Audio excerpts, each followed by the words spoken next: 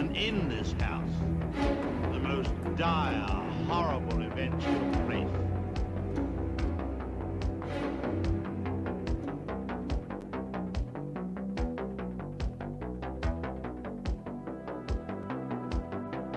We are not content with the stories. Slice of lives come. Be my victim.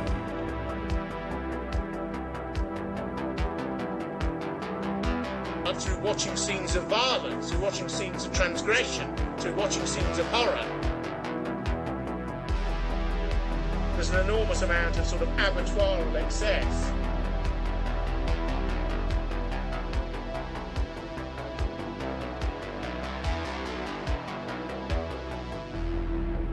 We all go a little mad sometimes.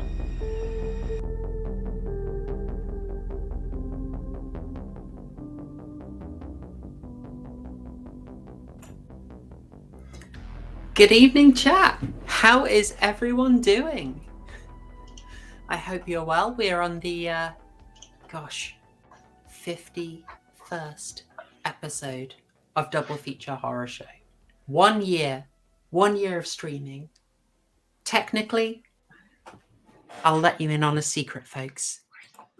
This is actually episode 50 of Double Feature Horror Show. What? Huh?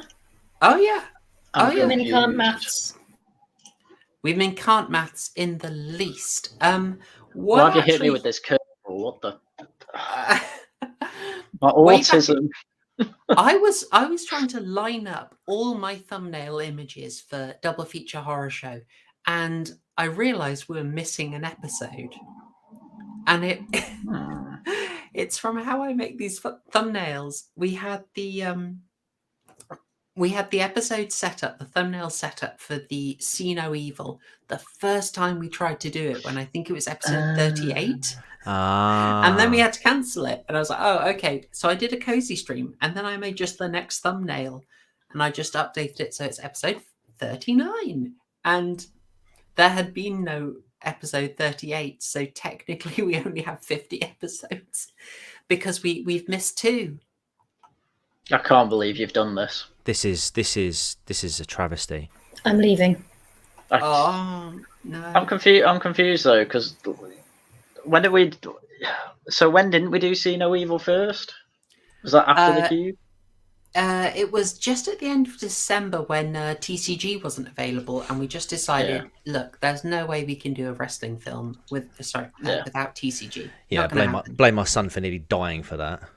Wow, what a selfish piece! I did. I unsubbed. Yeah, and the other one, I just think we missed 1 week for whatever I think reason. it would have been because we were on honeymoon. Oh, now I feel like you thought your son dying was a poor excuse. Me? Well, he didn't. That's the thing. It was a very bad. In terms of excuses, it was quite bad. Well, I mean, yeah. Well, the less we talk about that, the better, I suppose. Of course. We're going to be like, it's going to be a happy show. It's going to be exciting. I'm of course enjoying from the co-host of the very first episode.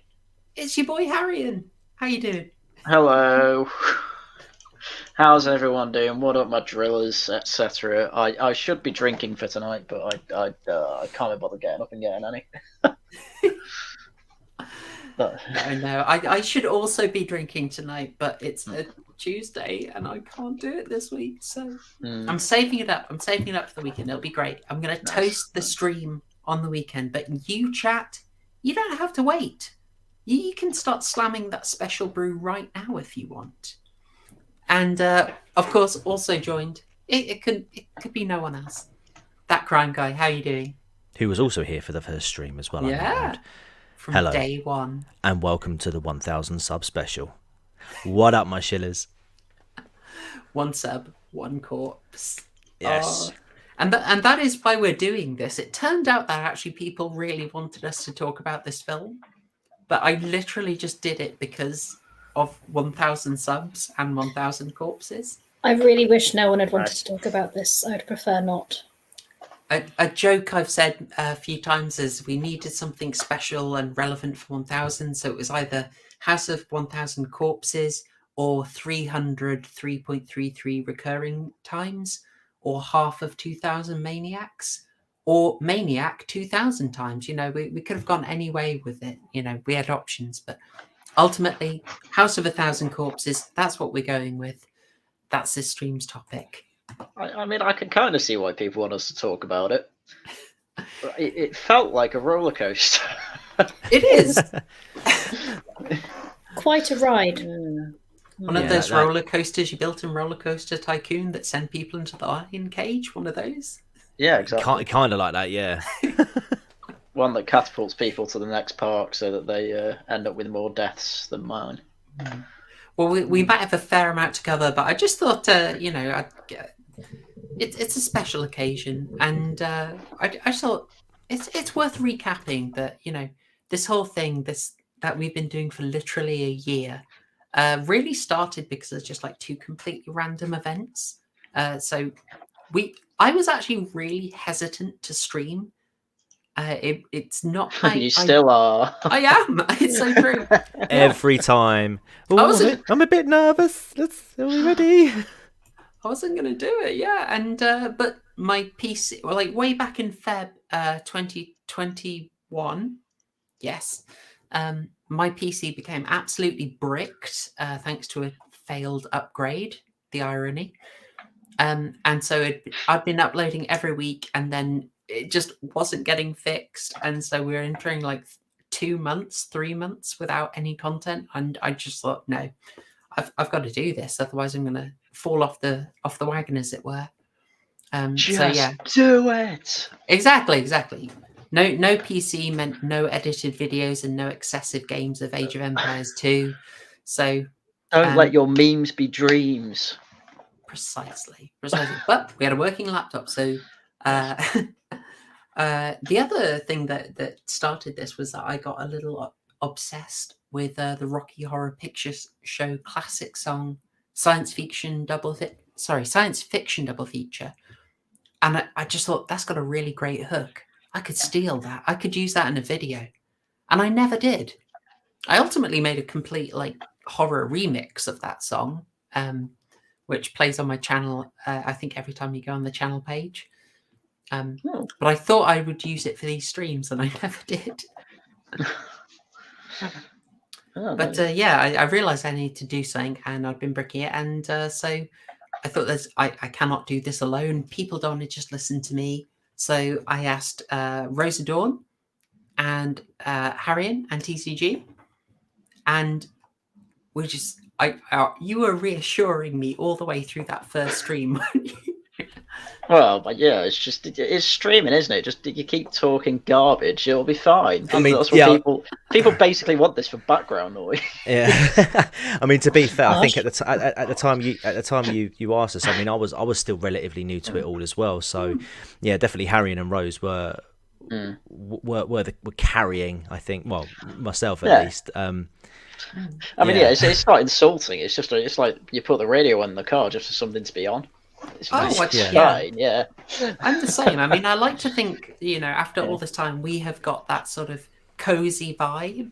And I actually had someone say that it was a cozy stream. I was like, yes, mission accomplished. Yeah, nice. The coziest stream about disembowelings. And as exactly as you said, Harry. Chat, letting you in on a secret that is probably well known is I am still terrified every time we stream. I'm so nervous every time. It's you, chat. You put her on edge, you know? Right? She's scared of you. It genuinely amazes me, though, because you worry about streaming, and yet you're the only one of us who'll quite happily put their face out on every single video and go to quite, you know, a lot of lengths with regards to the production that you put into your videos. And then something like streaming now I find relatively sort of comfortable to do, and yet I don't understand. You should be the most confident of us, because you're I say that the quality of your editing is amazing. I'm a contradiction. Yeah, what can I say? I am a contradiction. I can see her blushing through the wall, guys. Yeah. It's glowing, it's positively glowing in that room. Ooh. Can turn the central heating off now. We'll just power the house on that. Oh gosh. Well, you're getting me too blushful now, folks. I wanted to say that just I want to really thank you guys for being here on every stream. I definitely wanted to thank chat because there are so many familiar faces in there, and I've got to say, as someone who is very nervous, it is actually really, really lovely seeing familiar faces, people who I see pretty much every single stream. It makes it so easy. Like, I know you guys. There's a good vibe here. There's a nice community going on. It really helps a very nervous streamer. And it's been reassuring. I mean, there's more that I want to do. I do want to grow this. I like this stuff to reach a wider audience, and I suppose that's the point at which I say that YouTube has given us like buttons, subscribe buttons, and the ability to share. And so if you want to help me out with that really would be great. I was about to say the shilling bit, but I really can't remember any kills from this. We'll shill again later. I'm doing a sincere shill. This is a heartfelt special shill for the anniversary special, because why not? I'd love it if there were likes in the chat, because for some reason some of the disembowelings, beheadings and torture that we talk about aren't particularly algorithm friendly. I don't know why. So people turning up, liking, subscribing, it really helps. And probably the best thing you can do is to help the channel grow is share the videos. If you know someone who you think would like what we do here, just send them a video or a stream that you really liked. And I was just going to say, I've got a little note here just so I can do this sincerely, is that the great thing about these streams is that because we're doing these every week, I can actually just cover so many more horror movies than I would if I were doing the edited videos. As you say, I go a little mad with the editing. It is known. And that way, it's not just me giving my take. I've got you guys pitching in, and you've changed my mind on a fair few movies. Mitch, unfortunately, has made me massively downgrade a movie I loved by being correct. I'll never forgive him. Which film? House of the Devil. Oh, right. I went in and be like, this is a solid 9 out of 12 burger movie, and he had me down to like a 5 in the end. Brutal. He's wrong. Well, our job here, Horrorshow, is to de-radicalize you. So if we have done that in some way, shape, or form, then I'm happy. But listen, guys, talking about shilling, right? I have a mission objective for you guys in this stream. I want Chloe, by the end of the year, to have at least appeared on one drinker stream or one mauler stream. So get the word out, share it with people that you know within that community. Get Horrorshow on their radar. That would be incredible. Yes. I like it. I would love to talk to the drinker. I want to talk to him about Midnight Mass and get him to downgrade his rating. I want to Mitch his score for that series. I want to verbally kick his ass about Bly Manor as well. He didn't think it was very good, and he's wrong. At least he's right on a few other things. Yeah, we'd end up flipping the ratings, wouldn't we? We'd be like, I need him to downgrade in Midnight Mass and upgrade Bly Manor urgently. Exactly. Yeah, I like that project. Chat, that is your mission. Spread the good word of proper horror show. And one of the other benefits while we're doing this is just that because we're getting to do this content weekly, I really feel like I'm kind of freed up to work on the more ambitious stuff, which is what I really like doing. And I can tell you now there's quite a lot of it in the work. The Clive Barker video is recorded, and there are 2 other larger deep dives in. I'll tell you now. It's going to be a while till we get to them, but the second most popular video that you'll voted for, the pro-life and pro-choice themes in horror movies, how they're presented differently, that's going to be the one after Clive Barker. and I have a very large project to look into the Invasion of the Body Snatchers 1978, and shamelessly rip off the style of Last Things. I'm taking his format, I'm using it myself, it's mine now, I'm ripping him off. Haha, you can't have it back. Oh, correct. I'm sure he'll forgive me. And in terms of ambitious projects, I also say like I'd like to thank everyone's who's been generous so far, actually, because I checked earlier, and the secret project that I'm hoping to fund is actually 10% funded now. That's a secret project currently known only as TLBL, which is going to be a multi-part series. And I think I might actually tell you guys a little bit more about it later in the month. Interesting. But just build up that anticipation, you know. But speaking of generosity, I did notice a very sneaky super chat get in right early. Very, very early. You snuck one in, the first super chat, TCG. Very well done. Thank you. I did, didn't I? Yeah, you did. I forgot. I just got the video going, and that comes in. It's like, oh, sweet. You can have the first block of the bots. I am on. Yeah, I'm going to be on Bot Patrol. Don't you worry. Bilbo, that is the spirit. Absolutely. Yes. We've all been training for it. You know, we've gone 4. Haven't we gone 4 hours? Have we done 4 hours yet? Have done 3.5. I feel like The Omen went on for about 4 days. No, that was Carrie. Yes, I think it was... Carrie was yeah, 4 Carrie was, films. yeah. Yeah. Hold on. I've actually got the list here. But the Omen stream certainly lasted. I think you entered your own kind of time slip with that one. Well, Screamfall was 3 hours and 14 minutes. We got Misery was 3 hours 10.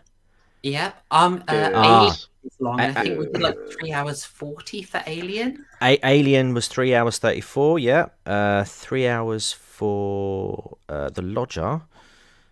Just keep going. Wow. We did 3 hours 16 minutes on The Frighteners. We did still going. Oh yeah, 3 hours 45 minutes on The Omen. That was incredible. Yeah. Guys? How on earth did we do 3.5 hours on Army of the Dead? You know, because we it would was a have really done long 4 hours.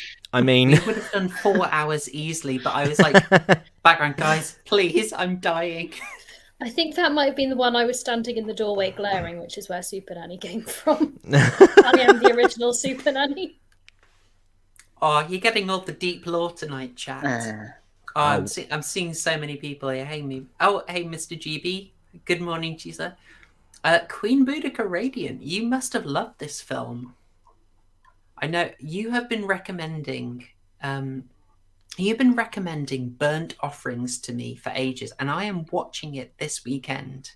And when I saw Karen Black turn up in this movie, I thought, okay, Queen Boudica Radiant, that's why she loves this movie. Am I right? All right. Let me know. It's weird. I've got the chat on a really big lag at the moment. You know what, guys? There's probably a lot to say about this. So I don't think we should delay any. Not that I don't like indulging here, but I thought we should probably get into the activity of the night, if you're up for that.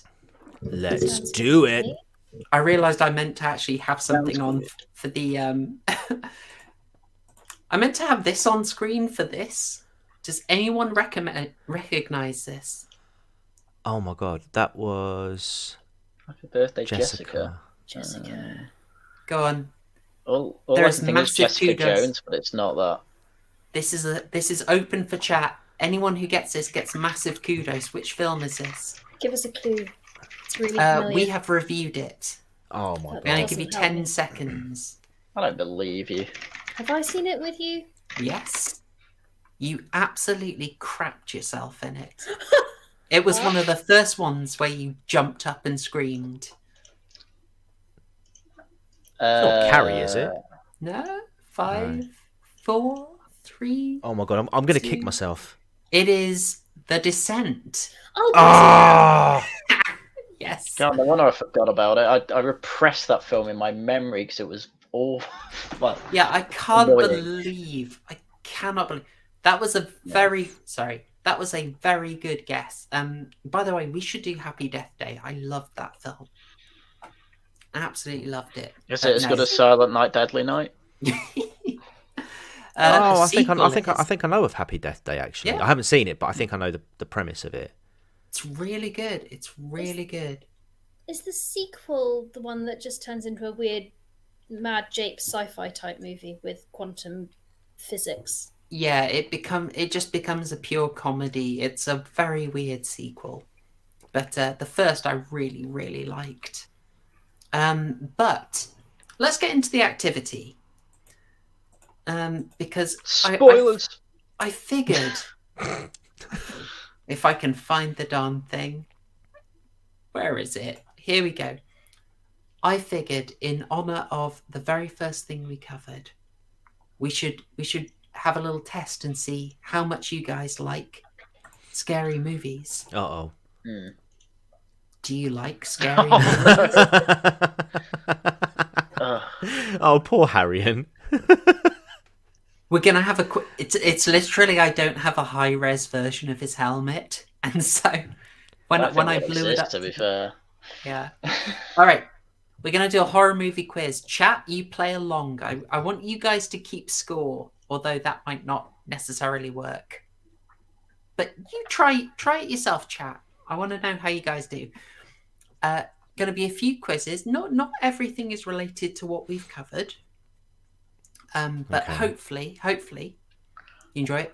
I'm going to give you 5 questions each, and then there's going to be a quick fire round. Okay.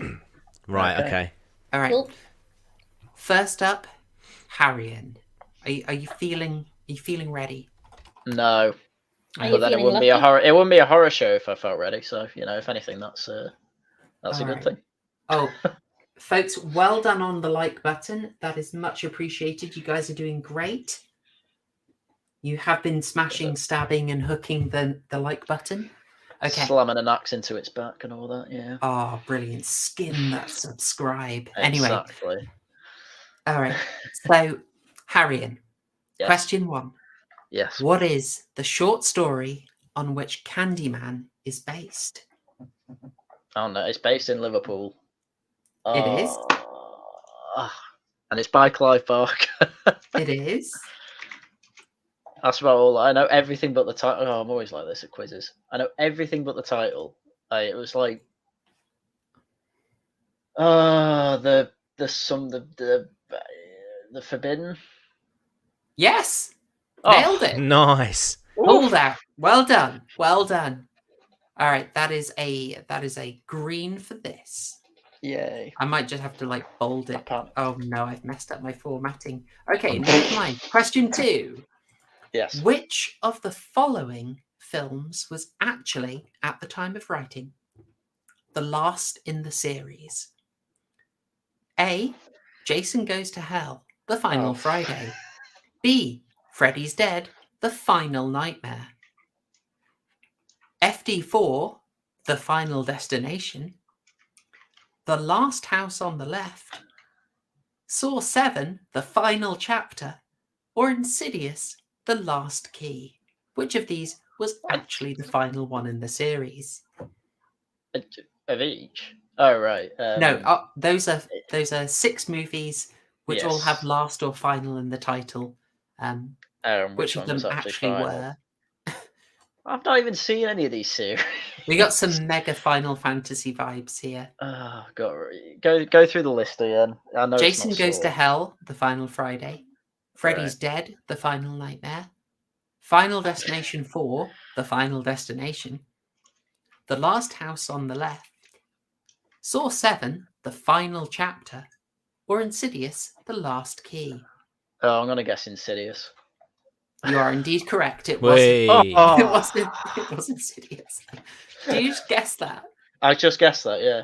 I have no idea with. Well, I know Saw obviously isn't. I think Final Destination went up to 6 as well. So. Yeah. Last House on the Left got Yeah. remade, which you might say is cheating. It's fine. 3. Halloween Kills is a sequel to which 2 films? Halloween Kills. Yes.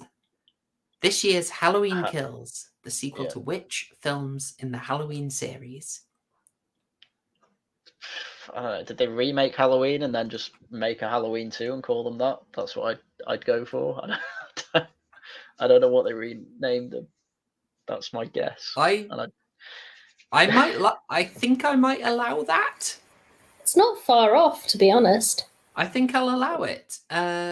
Did you said Halloween and they remade it? A remade Halloween and then Halloween 2. Like I wouldn't give him that. No, I can't give you that. I'm sorry. No. I'm So sorry. it is just Halloween and a reboot of it. Right. It's Halloween and the soft reboot, also called Halloween. Right. I just found it really That funny. was close. Yeah. Oh, Bruce, you got it. Hey. Well done, lad. Nice. Good. And you know why I wouldn't give him that answer? Because of Rob Bloody Zombie. True. Oh yeah, yeah. I don't he made a mind lot of that films. one. I don't mind it. I think it's got some big mistakes in it, but I don't mind it. But I know John Carpenter disapproves, so. Okay. Question 4, Haryan. Question 4 now. When was the H for horrific certificate introduced? Going all the way back into our BBFC lectures. Oh, bloody hell. Were we paying attention? Yeah, definitely. I don't blame you. I went on for about 40 minutes every time. I think. Was it originally put in for a Dracula film? And did it come out in like. I will let you have the decade. Oh, but let's hope it's the 30s then. It is the 30s. I would It's have said 1931. Okay. I would have said 33, to be fair. I would have said 36, so yeah. In Thank God fairness, for the that is decade. pretty darn good. That is pretty darn good. Okay, you are at 3 out of 4 so far. Excellent. And the final question for you, Haryan. Janet Leigh and Jamie Lee Curtis, real life mother and daughter, appeared together in John Carpenter's The Fog. In which other horror film do they star together? And TCG is probably furiously saying, I need that question. I don't even know what he was in. Oh, damn it. John Gores. Yes, I should have used that one. I should have used The Last Exorcism as well. Damn it. Is it? I don't know. Halloween? It is a Halloween film. I've got... If you can be specific, you can get the point. I don't know, the remade one? The remake?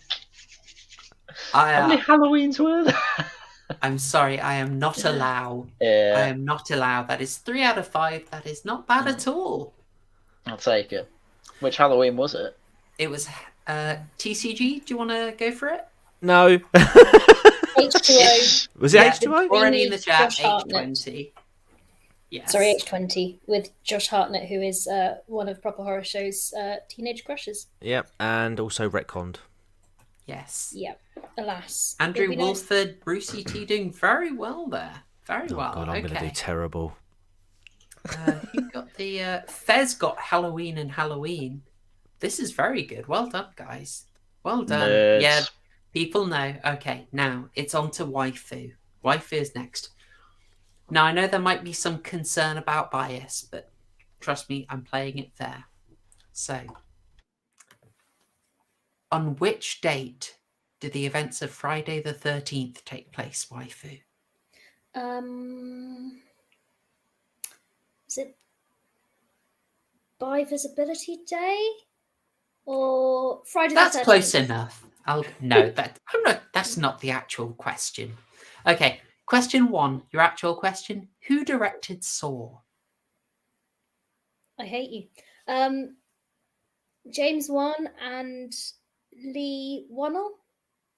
Yes, Damn. correct. Okay. Question 2.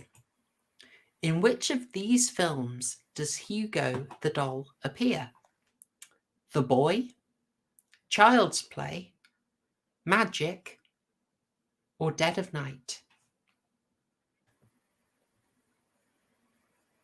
I'm pretty sure it's Dead of Night.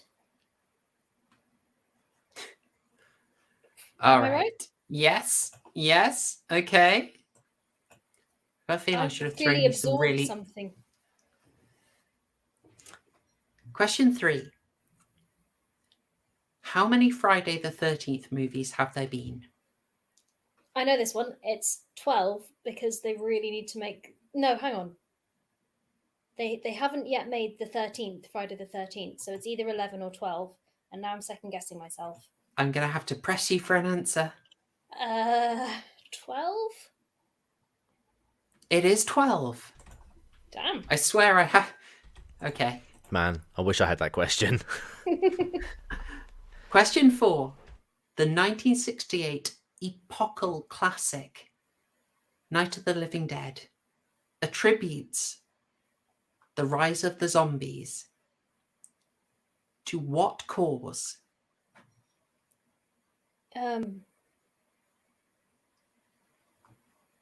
Is that the black and white one? It's the original George Romero. I don't know. I was about to be all clever and be like, oh, it's clearly a metaphor for communism, but that's not the answer. Bird flu? Weak. Yes. Oh, Mima's got it. Mima has got it. Yes. Yes. Well done, guys. That question is actually a bit evil. You really have to listen to a very sneaky bit of detail in the film. They don't elaborate at all. Sneaky. Okay. Last question for you. Last question on the left. Yeah. Where is it? Where is it? Okay. Oh, darn it. Is it there? Got it. Right. Good. Okay. Your final question, waifu. Mm-hmm. Who? Oh, no. That's not it. No. Darn it. Where is it? I'm going to have to find it again. Got it. Okay. Right. Who or what the heck is this? Oh. What?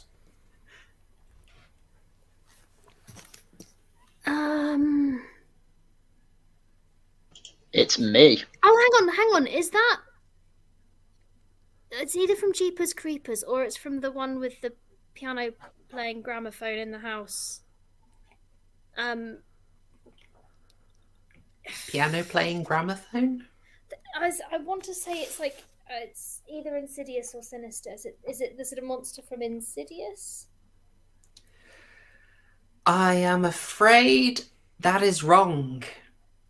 That is Pumpkinhead. Oh, brilliant. Yes. Nice. John Gorris gets it. Brucey gets it. Yes. Fantastic stuff. Okay. That's pretty good going. That's 3 out of 5. So am I neck and neck with Haryan? You are. You're tied with Haryan now. Oh, darn it. Oh, gosh. Oh, man, here we go. I've actually reused a question. Well, let's see if I was paying attention. Okay. I would use it, but actually,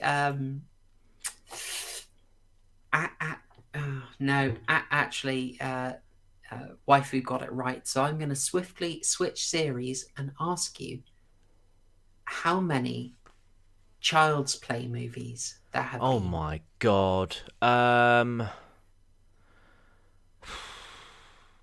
Jeez Louise. 1, 2, 3, 4, 5. I'm gonna take a stab. 6.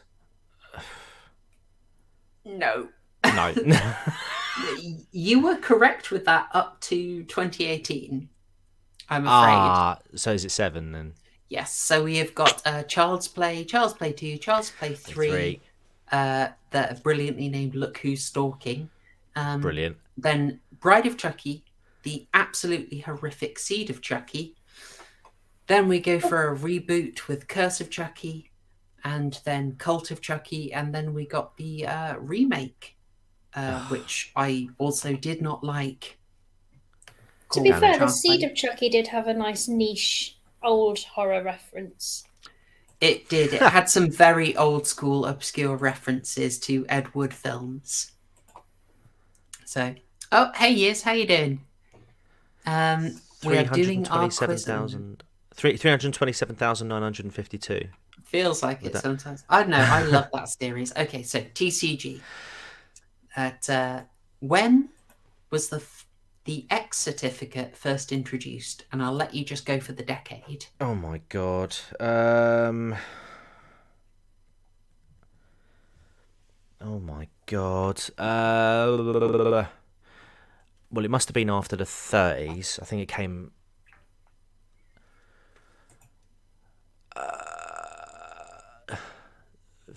50s? 50s is correct. Oh. Okay, well, at least I've got a point. Yeah, I literally did have the Friday the 13th question for you too, and then I just realised I reused it. I would have said 12 as well. Yeah, because I know specifically A, I love the franchise, but B, we've spoken about like how it desperately needs a 13th. It has to happen, but It's got to, that isn't it? blooming legal case. Terrible. Right, so that was correct. Yes, the X certificate was introduced in 1951.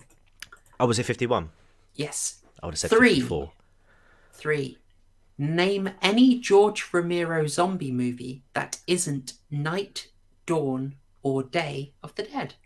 Oh my god. I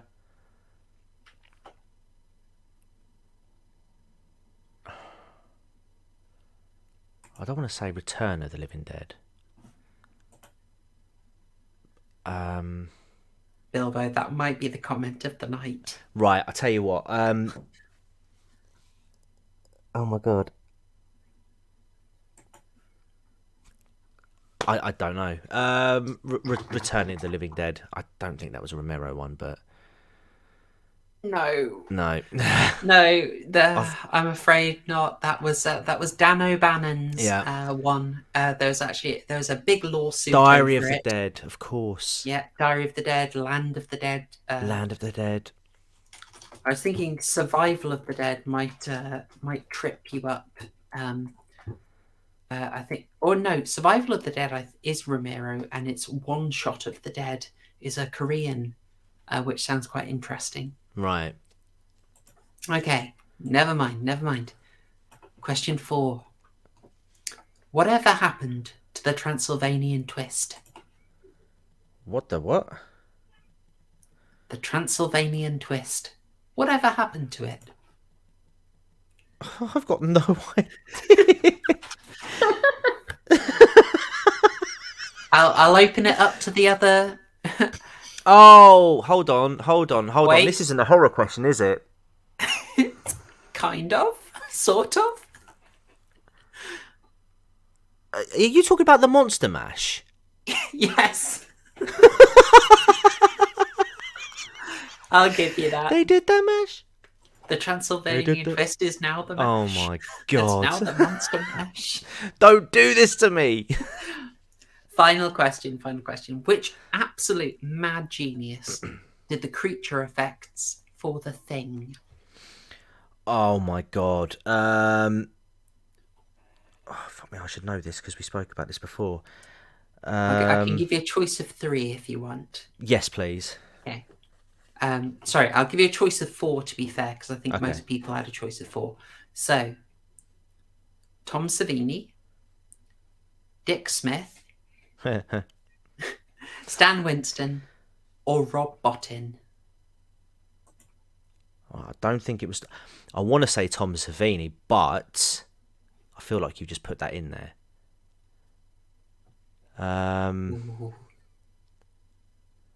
What were they again? Tom Savini, Dick Smith, Tom Dick Smith, Savini, Rob Bottin, or Stan Winston. Rob Bottin. Rob Bottin is correct. Oh, Very early in his career. Very early. Well done. Okay.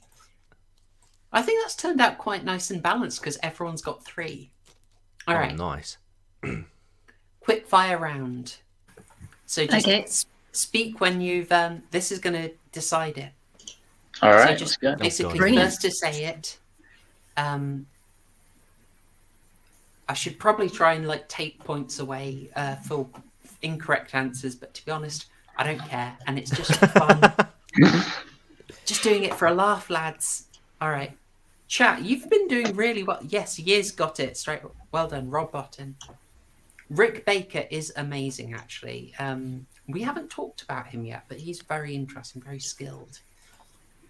I think we might end up doing a little thing on the special effects artist, but that's distracting me. So, okay, folks, quick fire round question 1.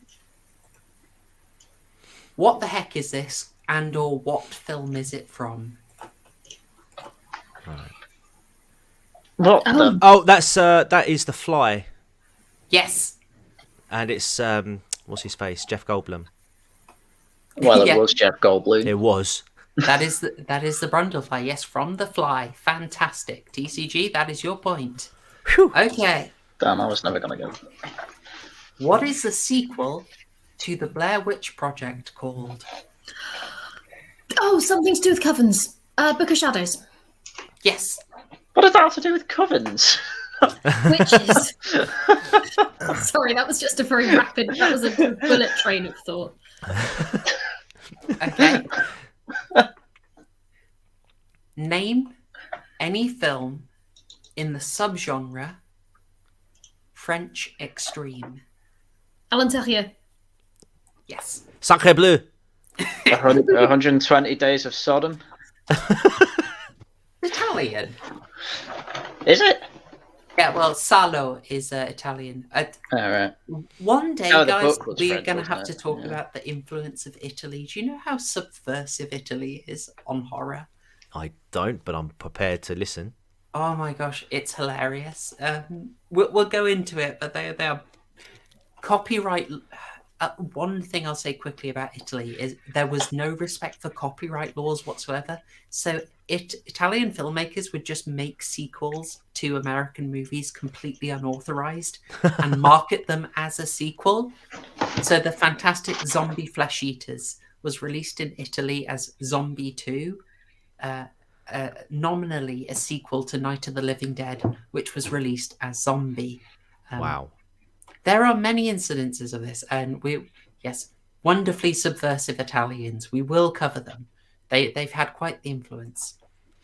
But quickfire round, penultimate question: which of these horror franchises has not set an entry in space? A. Leprechaun. B. Friday the 13th. C. A Nightmare on Elm Street. Or D. Hellraiser. Nightmare on Elm C. Street. That is Haryan's taken it. Ah! All right. I don't even understand how Freddy gets to space, but Well, he hasn't. He hasn't. So- That's the point. well, then that's false advertising. It's full of false advertising. The first film never mentions Elm Street anywhere. There's no indication they live on Elm Street. You don't see a road sign. I mean, I'd still like to question Friday the 13th, Jason Takes Manhattan. Oh, of course. Ah, That's very my true. bugbear. Yeah, very true. Yeah. How did he take barely over even New gets- York? He barely even gets to Manhattan, let alone take it. The horror films are garbage. You've learnt much, my child. Yeah. Okay. So, final question. What are the rules for successfully surviving a horror movie, according to Randy Meeks? Be a virgin. Virgin's a big one. Don't Run for the door, not up the stairs. and never Oh, say. Well, that wasn't actually one, was it? So never say I'll be right back because you won't be back. You'll be dead. There's one more. So And you've got there's- never have Don't sex. don't go to And- the basement alone. Don't drink. I will No. allow it. I will allow it. You can never have sex. You can never drink or do drugs. and never ever under any circumstances say, "I'll be right back," because you won't be back. It's a draw, but it's a very close draw. So TCG, that is 5 points for you. Waifu, that is 5 points for you, and Haryan, you got 4. Well done, guys. Well done. Hey. Do we like quizzes? We need to do more quizzes. I'm up for more quizzes. Get some game show music. Oh. Andrew Wolford has a very good point about how to survive a horror movie, which is just call the police. No, Yes. it doesn't work. The Doesn't police work. are so incompetent in horror films. Yeah. There was a certain burnt face effect there. I can see that, Fez. I can see what you mean. Man, we are going to cover that, but that is a way off, I'm afraid. So, well done, guys. Well done. Very, very nicely done. I'm seeing an appreciation has built up. Shall we now move on to tonight's main feature? Oh yeah, we're supposed House to be of talking about 1,000 corpses. Hey, Devonte. Devonte. How you doing? You just missed the quiz. How did the rest of you do, chat? I see Mima got 4. That's pretty good. Anyone else? I'm going to watch that. Let me know how you did. I see the like button has been smashed. I really appreciate it. And I'll just say, we're shilling properly and being professional streamers. If you're coming here regularly, if you haven't subscribed, I know about 40% of the people who regularly watch these videos haven't subscribed. So if that's you, you're already here. The button's We will right there. find you. Give it a smash. But no. that's a little extra shilling. So, you're right, Haryan. You survived. Yeah, my coaster fell off the table. I overreacted. Oh no. Where is it? It's on the floor, but I picked it up now. Yes, Brucey. Yeah. Yes. All right, Actually, Bruce. You're not wrong. I heard about that as well when I was looking it up. You are not wrong at all. This is an interesting one. Was his first problem he didn't have a script? His first problem. Okay, I'm kind of racking my brain. Well, actually, you say that, but actually, he kind of didn't have a script. Well, he had too many scripts because the original script for the film was vastly different to what had actually what we got to see. I could tell. Yeah. I'm still. I mean, we're obviously in spoiler territory. I'm really confused as to how we got to that ending. I shilled too much. I got too greedy with the shilling. I'm sorry, guys. She shilled too greedily and too deep. You see that like button? In fairness, do I do my if I was doing that, this video would be called Young Proper shilling show. City Libs absolutely destroyed by Captain Spaulding. Scream is woke trash. Don't forget obligatory Captain Marvel picture in the thumbnail as well, yeah? Oh, you got to have that in there. And just like the cleavage in the thumbnail for whatever reason, And the googly eyes. Yeah. So, Devonte, you're asking what were we doing? It's the anniversary special. We're sharing a little memory. We're sharing a little future details about stuff that's coming out on here. And then I just thought we'd do a little quiz on horror. So that's what we're doing for 40 minutes. Fair bit longer than I expected. But Super Nanny is going to have a field day. Yeah, well, it's the anniversary and 1,000 sub celebration stream. She can sit and swivel. Oh gosh, you know what? Yeah, I am such an idiot. You know what? I was actually doing this thing where I was going to say, you're all fighting for first place, right? Mm-hmm. I forgot to do it. You're all fighting for first place. Who's going to be first place? And now it doesn't really work because you had a draw, but should have had a tiebreaker question ready. So you got Do you want me to compare do a the streams. tiebreaker right now or something? Oh God, yeah. I Go mean, on then. I don't be give up a for it. shit. I lost. All right. We won't do it. But yeah, this was going to be the thing that this is first place. Oh, Oh bloody hell! yeah. The You fight you for first really, place comes on. man. I'd really fight for first place there. Oh my day. Oh, God. Shall we Amazing. get that off the screen? Are we gonna do a Please. human? Are we gonna do a human centipede? Oh, we've got to do a Because human there centipede is at a one point. trilogy. We're absolutely doing the human centipede. You will tell me I'm wrong and have no taste. I like that movie, but It does look like it's gonna be awful. So it's quite special. Look, if you got through a House of 1,000 Corpses, you can get through the human centipede.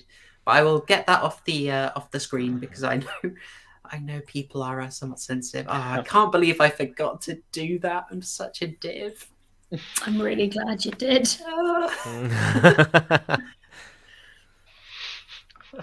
Yeah. Okay, folks. Okay. Yeah. So, just a little bit about this. It is going to confound you. Rob Zombie. What the heck is he doing making this? This has like the weirdest start. So we talked about he basically didn't have a script. This came about, and Haryan, I care so much. I read The Guardian to get this information, right? oh wow, unlucky. Did I you know. laugh? Not once. They interviewed him in 2015, and he could speak a bit more freely about it.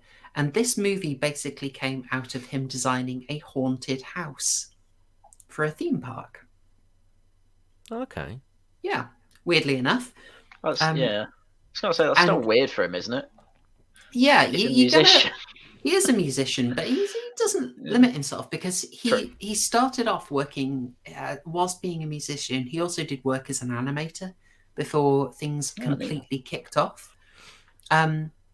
And he was really big on his music videos. So if you watch his video for Living Dead Girl, great song. The video is really clearly inspired by Das Kabinett des Dr. Caligari's, a German expressionist horror. So it's him going along these sort of really bizarre, absurd angled buildings at night being pursued by a mob. So it's kind of it's got that sort of vibe of the 1932 Der Golem as well. Like it's so weird to think of this alt punk rock, not pulp, I can't say it, punk rocker, metal guy, a guy who turned up on the Matrix soundtrack, being really interested in German expressionist horror. But there we go. So he's designing this haunted house, and it doesn't quite work out. They make it, but they give it a different name, and apparently some sections of the film I think you can clearly see are meant to be like that haunted house, but it is kind of getting stalled. And so they ask him, do you have any ideas for something else to do? And he says, yeah, I've got a script I could do. And they say, oh, what's that? And he just off the cuff makes up some BS. And they say, that sounds cool.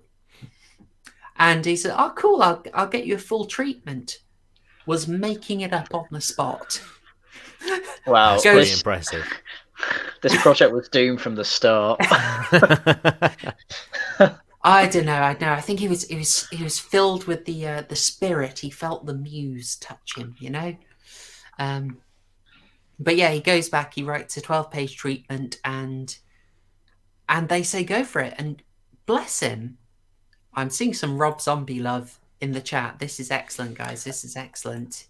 Yes, good taste, chat. Yeah, so he writes a 12-page treatment, and he's actually really canny.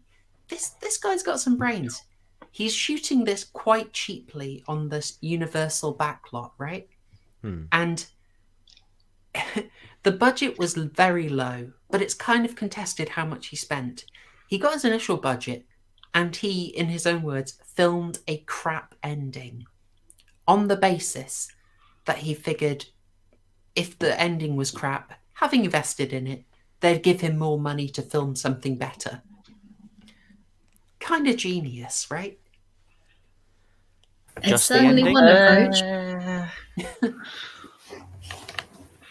Yeah, but it worked. It worked. He got several extra million out of them to film an alternate ending, Brilliant. which I think sort of shows in the sort of more effects-heavy ending with the creatures. I don't think we'd have seen Dr. Satan the way we saw him if he hadn't managed to wrangle 7 million out of the studio by doing a deliberately terrible job. Well, yeah, in one of the alternate versions, Dr. Satan, I think, was meant to be the uncle, I think. Yes, yeah, they've gone for that and they abandoned it. Do you, is that the grandpa? Yeah, it might be I the saw grandpa, the actually. grandpa, Yeah, grandpa, yeah, sorry. Yeah. I feel like that would have made some sort of more coherent sense. Like, I'm seeing so much love in the chat for this film that I'm trying to revise my opinion of it. Well, don't worry. I mean, I feel like Rob Zombie films are quite divisive anyway, because I too am seeing like a lot of support for the films, but I just can't. I'll explicitly say it then. Chat, you're wrong. I don't know. So rewatching it, like, I remember being really grossed out and weirded out by it the first time I saw it and kind of hating it. So when I was like, okay, I'll come on the channel for this week. What are we watching? Oh, crap. Was my initial reaction. But I didn't hate it as much this time around, but I was a bit kind of just, there's a lot. It's a lot. I remember watching, I actually watched The Devil's Rejects first before watching House of a Thousand Corpses. And I'm going to rage the chat now. At the time I watched that, I considered The Devil's Rejects to be the worst horror film I'd ever seen. Oh, wow. Yeah. Even worse than Shadow in the Cloud. Well, I mean, I hadn't seen Shadow. I mean, bearing in mind, this was 2005, so, you know, this was about 15 years removed. Don't worry, Shadow in the Cloud is as well and truly taken. I want to see girls get it done in chat. Girls get it done. Girls get it done, guys. Girls get corpses in the chat. I misheard that as Shadow in the Clown or Shadow of the Clown, which... Well, is there a difference? Same film. Yeah. Basically. Oh, it's a good description of this movie, maybe. There's something that really divides people. Is I've someone already mentioned it. So Fez, you brought up something I can't make my mind up on.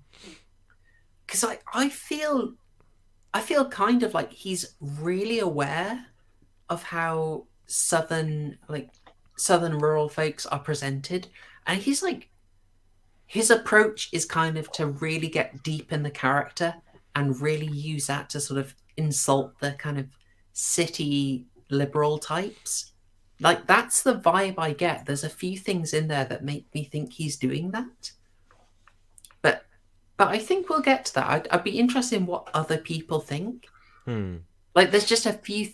There's the amazing scene with Captain Spaulding, where the sort of tourists are coming in, and they're just treating him kind of like a yokel, and he's sort of laughing along with them as they basically say, "You do this crazy, stupid stuff, huh?" And then he just sort of turns on a dime and is just saying, "Why are you asking all these stupid questions?" And just sort of stares them down, freaks them out. I kind of love that. Am I alone in that, guys? What do you reckon? It was endearing. It's probably the only character I liked. Well, Sid Haig was a bit of a legend in this. You know, I mean, I don't think it works without Sid Haig. Sadly passed, unfortunately, recently as Captain Spaulding. Well, loads of the cast have passed away since this film's come out. Yeah, the grandfather as well, unfortunately, and the other thing we should actually mention in terms of the problems making this, we've got this down as being released in 2003. This wasn't in 2003. This was actually made in 1999. Oh, I heard 2000, but yeah. There was wasn't there was an extended version of this as well, wasn't it? It was 105 minutes long. Yeah, well, yeah. What did they add? I've got no idea, and that's the thing. Not many people do, because initially it was released, it got leaked. It was played at a some sort of like film festival thing, Fright and then it got Fest. that's it, and then it got leaked onto like peer to peer. So I'm assuming things like LimeWire would have been back in those days, and then that got replaced by what they call the screener, the theatrical release, basically. And like the 105-minute film exists, it is out there, but it's extremely rare, which is quite shocking given that we live in the age that we live in today with the internet. But yeah, apparently it's, Is that maybe the one? Sorry, because I remember watching it yesterday. Chloe, you were like, some of the scenes were massively censored. Like Massively censored. Yeah. It was an NC set. I couldn't get this. It was originally an NC-17 rating, and then it got an R rating, and I'm thinking, like, how? How? Well, I think it's just like the I reckon it was all the change in time. Like the stuff you can get in a 15 nowadays is absolutely solid 18 material. From the late 90s. I mean, I kind of think if you re-released The Matrix today, it would be a 12A. Yeah. I think they could get it in there. So just the problem they had in 1999, this already happened with a film we did very recently, Doom. There was an event in a school in 1999 that Susan doesn't like us talking about. Oh, no. And so we won't say the name of the school, but it's a rather memorable school now. And following the fallout of that, and people were asking what made two students do a very bad thing in the school that we shall not name. Some pressure went on to Mr. Marilyn Manson, the video game Doom, the rapper Eminem, and some of it went on to the movies. The movie studios faced a lot of pressure, and Universal, who had the rights to House of a Thousand Corpses and had quickly thrown some money at Rob Zombie to put it together, suddenly found themselves under great scrutiny and realised, oh gosh, we kind of got a problem here. Chat has got it. Yeah, Devontae was going to say. Yeah, I was going to say Scream 3 got messed up by it because they had to change the whole Stu angle. Yeah, definitely. There was some moves to reduce the blood in Scream 3 as well, but luckily they managed to keep a fair bit in. Yeah, they were looking at this, and kind of the problem for them was House of a Thousand Corpses is unapologetically the bad guys win. Yeah. It is very just mid-90s kind of throwing it in your face, borderline nihilism. It's very tough, and so the studio did not want to go anywhere near it. But to their credit, they could have dumped it on the shelves, but they did get it back to Rob Zombie, who was then later able to sell it via Lionsgate, who were very small at the time. This was before they made an absolute ton of money off Saw. And Lionsgate released it in somewhat reduced form to get the R rating. So yeah, it struggled. It absolutely struggled. And it is weird to think it sat on so long. What I found really weird also is that I could only get a standard definition version of this. I couldn't get an HD one. All right. Did you guys struggle with that? I purchased mine off a legal website, definitely. Fantastic. So, helping the film community and helping them finance their next project. Fantastic. I Captain Marvel 2 would not happen without you doing your part, TCG. Exactly. I am proud to announce I spent no money on this garbage. Oh, did you already own a copy of it, Haryan? Yeah, was it gifted to you by a family or friend? It was from a shady uncle. Ah. So we've talked a little bit about the making of it. I'm sure we can get extra details, but I don't think we can go beat for beat on this. But just Well, you Oh my can't really God. when there's no plot. You can't just yeah. I mean, I'm obviously I'm doing what I do and have it on in the background. I already forgot the beginning with this Dr. Wolfenstein. Oh my Yes. god! Did you notice in the introduction bit, it was like, "Oh, the blah blah blah with Dr. Wolfenstein," and then he introduces himself and he's like, "Dr. Wolfenstein." Yes, I noticed that. It really irritated me. Yep. Yeah, don't mind that in as well, because funny enough, when the sort of like the words came up on the screen, I was thinking, how are they going to pronounce that? Steen, and then he said Steen. I was like, okay, that's what we're going with, and then he said Stein, and I'm like, no, what are you doing? Don't do this to me. Consistency, although maybe that's sort of a sign of the rest of the film, or maybe it was deliberate. Yeah. Oh dear. Autocorrect has unfortunately changed your comment. That darn autocorrect QBR. Obviously, you meant legal stream, and that looks like, I don't know. It looked to me like BitChute, but obviously no one would use that to stream a movie. Never heard of that ever. Who's streaming an illegal and yeah, maybe, bicycles good? Well, I mean, what's going on here? This is what makes it so perplexing. I've just still got the Girls Get It Done banner up, by the way. Because girls get it done. Do girls not get it done, Harry? Are you questioning the law of feminism, Harry? Yes. I can That's change my the whole banner channel. if you want. We can have this banner. Frankenstein. That's better. That's better. All right. Yeah. So this is what I find so perplexing and like very, very. So this might not land with everyone, but I think if you're of a certain age, sort of the age that I and TCG are, where we have a very good memory of the 90s, this kind of mashup culture is really in this film. This kind of punky, irreverent mashup culture. You know, the example I used with Haryan is that this film kind of reminds me of the start of the credits to Malcolm in the Middle. Yeah. You know, it's frenetic, it's fast cuts, it's random bits of old footage of movies and cartoons, all thrown in the Igor. Oh no, that's a Young Frankenstein reference. Yeah, there's a Young Frankenstein reference. I thought you meant like the sort of smashing up of different images, like deliberately clashing, you know.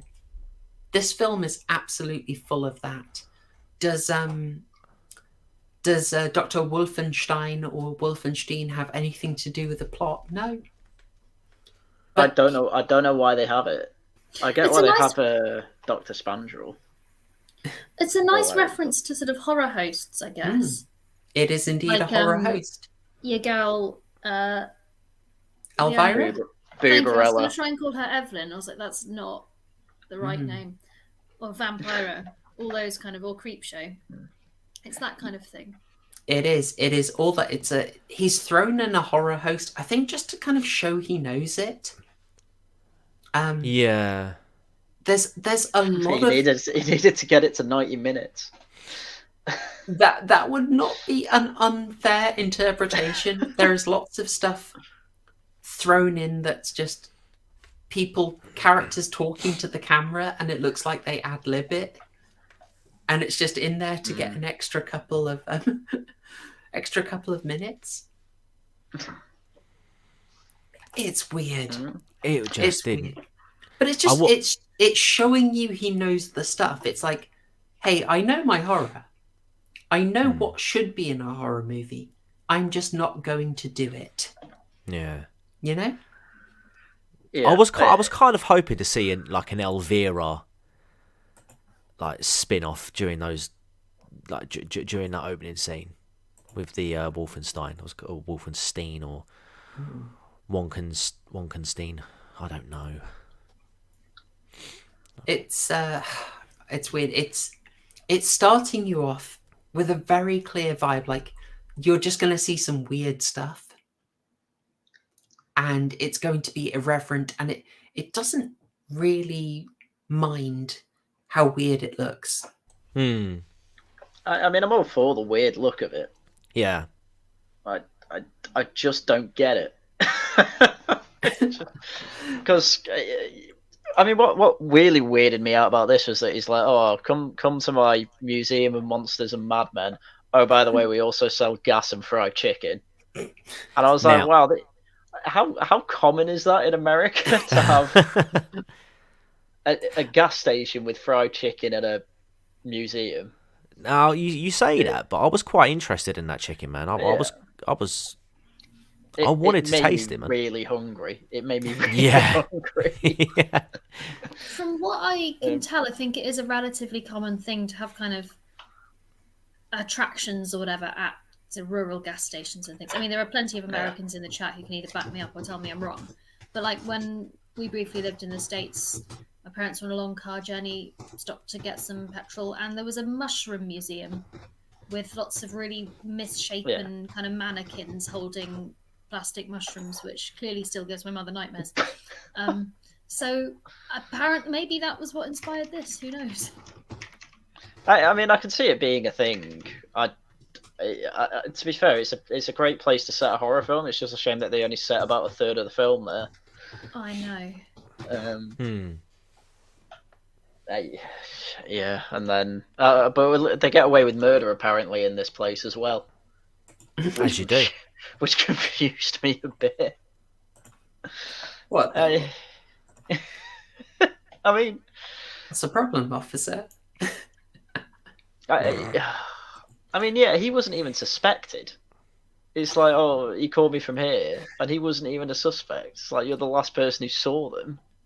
I have a theory about that. So what we're talking about here, if you didn't manage to watch the film, this is going to be a really confusing stream for you. But it seems like everyone who's watching has done their homework, so that's fantastic. But to a large extent, the plot does not matter, alas. But it's more of a vibe. It's much more of a vibe. And I kind of respect that, but I'm just very confused by this film, and I don't know how to feel about it. Like, it starts off with this scene of Captain Spaulding, Sid Haig there, looking wonderful, with makeup that, now I think of it, is quite a lot like Divine. I now can't unsee that. Divine? Drag queen, filthy drag queen in loads of John Waters films from like, what was it, 80s, 70s, 80s, 90s? Indeed. 8 actual dog crap on screen. Literal, not prop, but actual. John Waters. John Waters is a very special fellow. I think John Waters is just all the explanation you need there. Okay. Yeah, pretty much.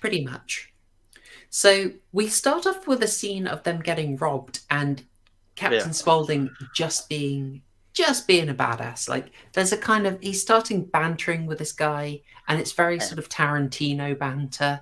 And then they get robbed, and he just shows how utterly unfussed he is. He is not blinking at all. They've got a gun to his head, and he's just roasting them, right? He wouldn't have been able to get away with that if it was Santa from Silent Night, Deadly Night. That's true. Santa did go on a mad one. Do you mean the one from the film in the second film, or do you mean the real one in the first one? Well, even though they did the exact same thing, the same scenes. Flip a coin, mate. Heads the first, tails the second. It's up to you, mate. Yeah. I mean, I did like Dr. Spell. What's his name? Captain Spaulding. Yeah. One rather weird aspect of this. Sorry, I know I'm interrupting you. I'll just say it quickly. Is like, although you don't get their full names much, most of the Firefly characters are named after Marx Brothers characters, just like randomly. This film isn't just full of horror references; it's full of really niche, older references like that. It's a really bizarre film. Yeah, because it's like they're not even trying to rob the place after 5 seconds because they both take their masks off. Mm-hmm. And he keeps doing this really annoying. It really annoyed me in the film. Like, he'd do a cut of like when an action scene came, and he'd repeat it twice, and that must happen about 20 times throughout the film. I'm just like, how desperate are you for this 90 minutes?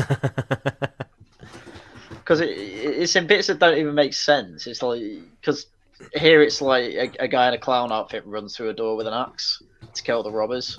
But then it repeats twice as he comes through the door, and I'm like, oh, okay, bit weird. And then all of a sudden both robbers are dead. I'm like, okay, why have this scene then? Are these serial killers or what? Or is it just weird? Turns out it's just weird. I think it's. And I'm like, okay. My take would be that this is a really jarring film, and Yeah. Rob Zombie just wants to make it really clear what you're getting into from the start. But the other thing I think is that he wants your sympathy with the freaks. Like, this guy is on the side of the freaks. You know, he didn't grow up super rich. He grew up in a boring place. He was always the outsider, and he was successful in his music. But because he's a sort of metal goth rocker, he's always going to be on the side of the freaks, and that's where he wants you to be in this film. He doesn't want you supporting the normal city dwellers at all. He's quite happy for you to hate them, I think. Why did it make them all murderous? Yeah, well, no, I can understand that I can understand what you're saying, Horrorshow. But I think the only character he managed to pull that off with was Captain Spaulding. I didn't actually, you know, the protagonists weren't actually that annoying. Actually, weren't all that bad. I was rooting for him, even though obviously I know the outcome, but. I don't. If his intention was to get you to be on the side of the killers, I don't really think he did a good job with that. No, because you don't really realise they work together until for definite until the end. But... Yeah, well, I mean, just purely Sid. I mean, Sid. I mean, with Sid Haig, with Captain Spaulding character, that works. Because I mean, well, the opening scene, like you said, they're getting robbed, so. You know, those robbers get their comeuppance. Okay, yep, fair enough. I'm on board with that. But yeah, the actual killers, the freaks at the house. I don't quite. I don't agree that they were, or if the intention was to have me on their side, as Rob Zombie would try. I just don't think that pulled off because I was on the side of the good guys. They were just knobheads, basically. I was in a weird place where sorry. Go on. No, you first. I was in a place where I didn't really side with anyone, apart from, Sid Haig, Captain Spaulding. I think everyone else just in the film I found so unutterably obnoxious that I sort of didn't mind when they all got killed. And at the same time didn't want the gang to get away with it. So I was sort of like, oh, everyone is rubbish. Everyone sucks here. I guess it's deliberate that you're not supposed to like anyone, perhaps. I think so. I mean, he's got a sort of charm. In his Guardian interview, he said openly he doesn't care. He doesn't really want you to care about the kids. So, yeah. Well, he did. Yeah, it's mission successful. Yeah, that's probably a good way of putting it, actually. Yeah. But although to be fair, like I mean, they had that dude from The Office. I couldn't unsee that. It's the same glass. It's same glass and everything. I know. Yeah, I like him a bit. I don't know if you've ever seen it, but any of you caught the film Super from James Gunn? No. Oh, that is an excellent film. He is in that. Is that Ellen Page? Yes, that's the one. No. It's one of there's a brief wave of post Watchmen realistic superhero movies. There's about 4 of them. The only ones coming to my mind are like Watchmen, Defender, and Super. And I think there was another one. And Super is about with Rainn Wilson here. Becomes a real life superhero, but he's just like a regular, if slightly dim guy, and so the crime he fights is really low. He puts his little suit outfit together, and then he basically just like hangs around in alleys with a wrench, waiting to hit people. It's really dark, but a great little film. Sorry, I realised I misspoke. I should have said Elliot Page playing a very attractive young woman. Oh, you are intent on getting me into trouble on this. I genuinely just used the name. Horrorshow. That was base waifu doing course correction. She's saving the channel, if anything. I'm very pro the LGBT. Yeah. I think yay. I love that we've covered John Waters and this already. Okay. I like how we're talking about everything but the film again. Can I quickly get onto like I like this bit. Okay, this scene really swayed when I'm not sure what the heck I'm watching, and I'm certainly interested because it's not doing anything I expected. I'm seeing these references all over the place. I've seen the serial killers on the wall. Yes. I know it's TCG. I saw them. Like this, it's that thing of the film is. How can I say? The film might be weird and hard to get, but it's not stupid. It is very literate in what it's doing. It's just bizarre.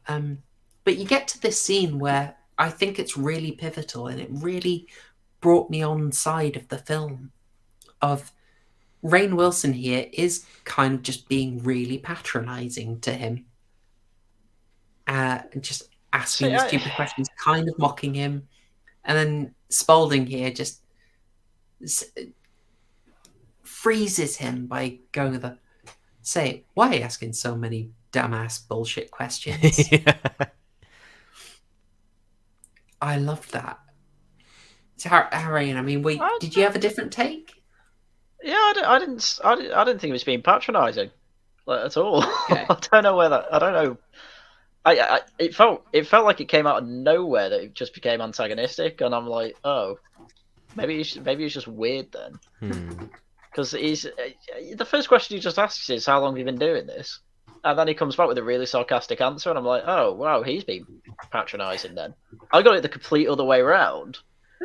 I thought Captain I keep calling him Spandrel, that's not his name.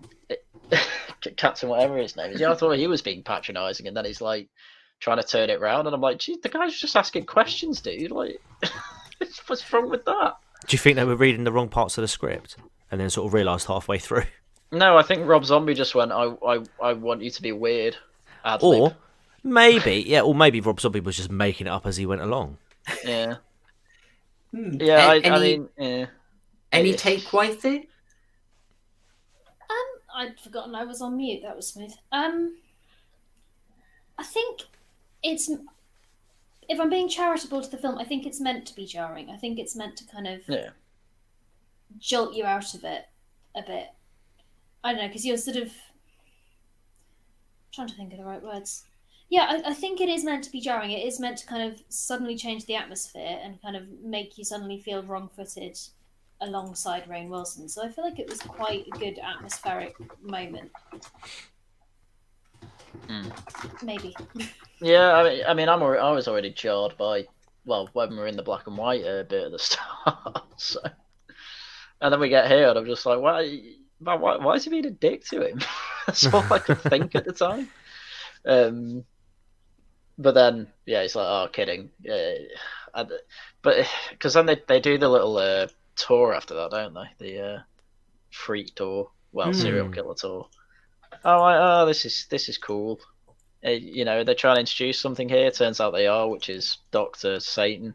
And I'm like, wonder if he's gonna come up. So, some say he still lives around here. And I'm like, they will find him then. Film doesn't quite go in the direction I thought it would.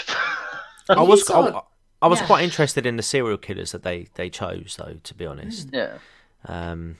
Albert Fish and Ed Gein. I was hearing about Albert Fish earlier. He's Jesus. Yep, he's a bit grim. Now, for those, I said this to you guys earlier on in the week, yesterday when I watched it. But initially, before I started doing my true crime stuff, it was actually going to be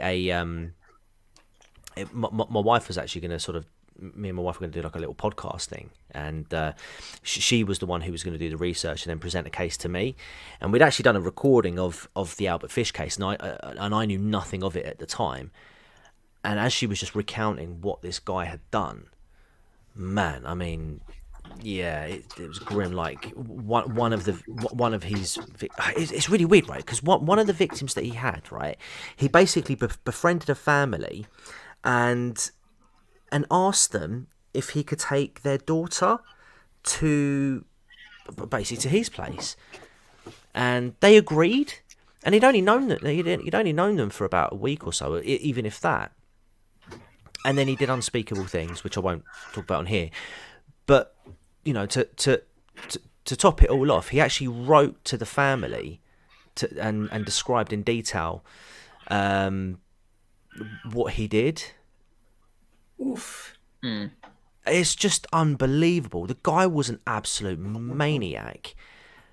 And some of the most famous pictures of him are being strapped up to the electric chair. And I mean, if you're against the death penalty, I'd suggest have a look at his case and tell me if you think that fecker didn't deserve it.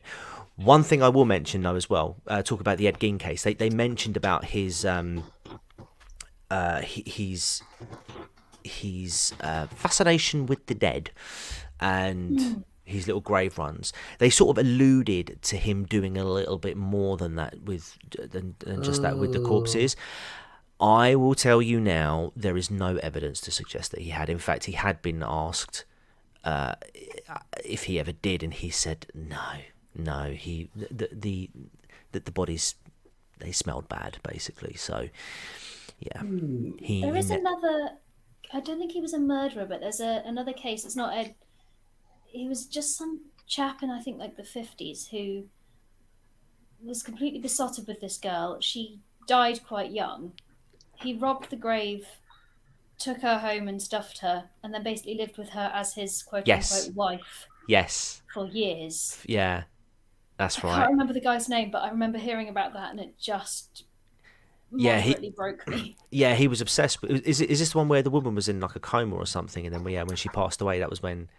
Yeah, he then just went and robbed her grave. Yeah, and it was like 5-7 years or something like that. Yeah. And the thing is, he continued practicing afterwards. After they found him, I think it was like a doctor or something like that. But yeah, he continued practicing. Bloody insane. Yeah. To bring it back onto the Dr. Satan thing, because as you said, that we're getting real life serial killers mixed in, and then they drop the Dr. Satan thing. Yeah. All the while, we're getting this incredibly like lurid light scheme. Yeah, what was going on with whether or not you like it, like this film is quite like this film is creative. It is not looking like other things. It is very jarring.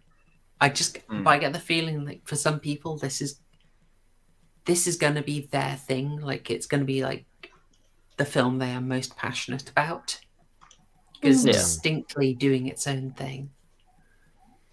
I also know the doors there have Satan on, so like a kind of clear, like getting you tuned in to thinking of Dr. Satan as the main thread. I think I'm sort of revising my opinion of the film. I think I find it an uncomfortable watch. I don't enjoy watching it, but I think it's probably cleverer than I was giving it credit for. Yeah, I mean, here's my take, right? Here's my take. Do I still think this is an awful film? Yeah, but why do I think that? I think it goes to the art being subjective argument, you know. I think you said it earlier in the chat, like, you know, there's nothing wrong with other people liking this film, absolutely not at all. You know, if you got enjoyment out of this movie, then, you know, fantastic, more power to you. But I think for me, because it was so jarring, because you're seeing things like this, like unnecessary shots of like them being mirrored. Like, what was the point in that? I don't get it. There was just a lot of stuff this happened in this film. For me, it just felt like things just sort of like happened. Things had to sort of happen for the film to move along. It just there was no real story. There was no real plot. You know, it was just 90 minutes of just grossness, and I was like, yeah. I mean, don't get me wrong. It's a horror. I like horror. I like gore and stuff like that. But I also like a story, and I felt like that was lacking. Yeah. This film's better if you kind of just watch clips of it. Yeah. That's how I get the feel. I mean, I basically never give any film credit if it references something. Like your film's not clever if you manage to reference something, unless you can put in a reference in a smart way. But it's just like, it's referencing these serial killers and other things. There are obviously a load of references that I don't get because I'm still not a horror expert. But just you can't just put those in and then say jobs are good. Well, apparently you can. People like it. It's like, all right, fair enough. But there's no story. I mean, you've got these three girls. I kept forgetting about them. Oh my god, so did I. They were just dropped in fairness. Yeah. And then they sort of disappeared again. Yeah, I mean, I'd say they're literally just plot devices. But then the next question that comes from that is, well, what do they actually do for the plot? And I can't answer that question. No. They do pretty much turn up, as far as I understand it. They turn up in the. They're basically there to establish how serious business the Firefly clan are, which, they can't do that. And then they are there to be discovered naked and with trick or treat carved into them in the scene where the police die. But yes. This could happen without it, but I feel like there was just a desire to be kind of lurid, to have a hillbilly who's got, great semi-agog energy. I was going to say, it looks like an anorexic Geralt. Oh, yeah. Yes. Yes. Once I saw it, I couldn't unsee it. It's like him taking the cheerleaders, the symbol of America. I mean, an Americana. Possibly I'm reading too deep into that, but I got this scene up because this character, Otis, by Bill Moseley of Texas Chainsaw Massacre sequel fame, he says something to this audience of terrified normie cheerleaders, and the terrified normie cheerleaders might be us, basically. All right, so I've got to find him. I had his image. There we go. Here's our boy Otis. He says a lot to them, Weirdly right? attractive. But one of the things he says in this scene is, I have to break free from this culture of mechanical reproductions and the thick incrustations dying on the surface. Otis says those lines, but that is Rob Zombie. That is Rob Zombie talking to us, basically saying he wanted to make a movie, but he didn't want to make a studio product. He wanted to make something extremely different. You see, if the lighting wasn't changing from red to blue every half a second, I might have picked up on that messaging. But again, like Alabaster said, this film was so disjointing. I couldn't concentrate. I'm like, what's going on with the lighting? Like, dude, come on. Where is it? It's disjointed, and it's deliberately disjointed, I think, is what makes it trickier. It's difficult to work with because this isn't someone who doesn't know the rules. This is someone who knows what the rules are, knows what classic horror films are, and just decided, sod it, I'm going to deliberately mess with it. So he'll do things like show footage of an old hokey horror movie. I believe it was Horror of Frankenstein or House of Frankenstein. It was one of those. It was a sort of 60s cheapy production. Yeah. I like, not bad, but, a classic formula. And then he'll, it might not have been that one actually, but he showed footage from a hokey old horror movie. And then he immediately goes to show you this scenario of picking up a hitchhiker.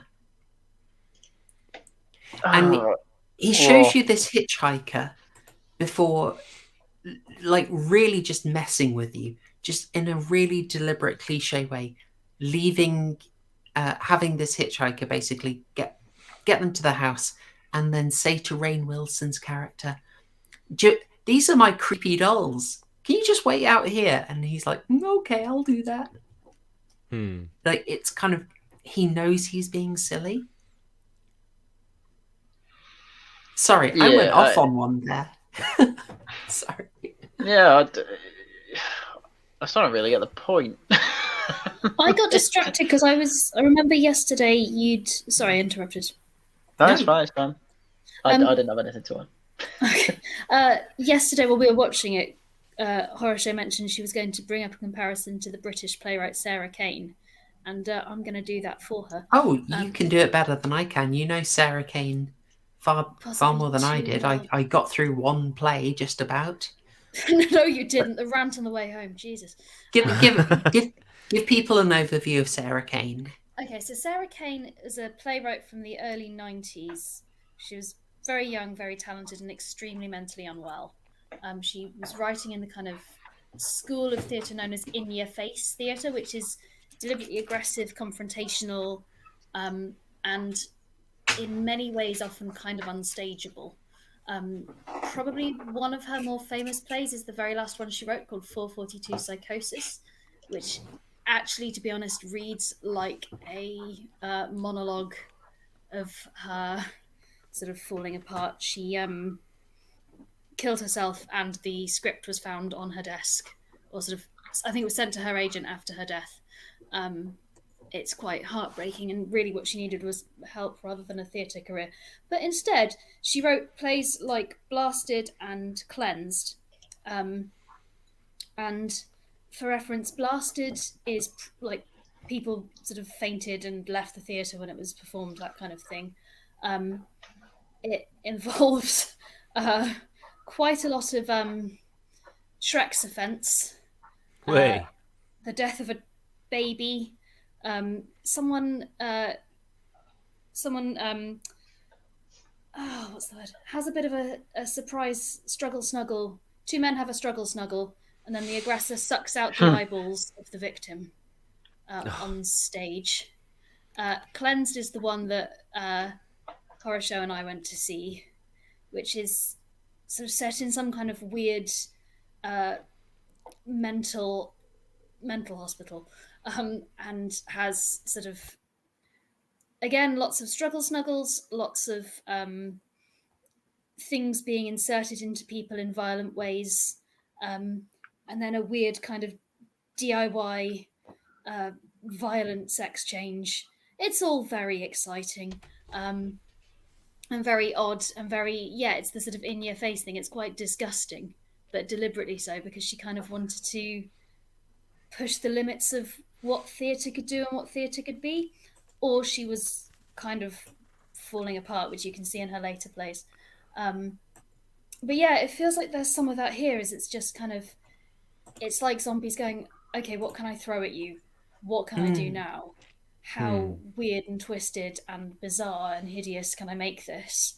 And I think, I don't know, I wonder whether we're just supposed to feel uncomfortable while watching it, because I certainly do.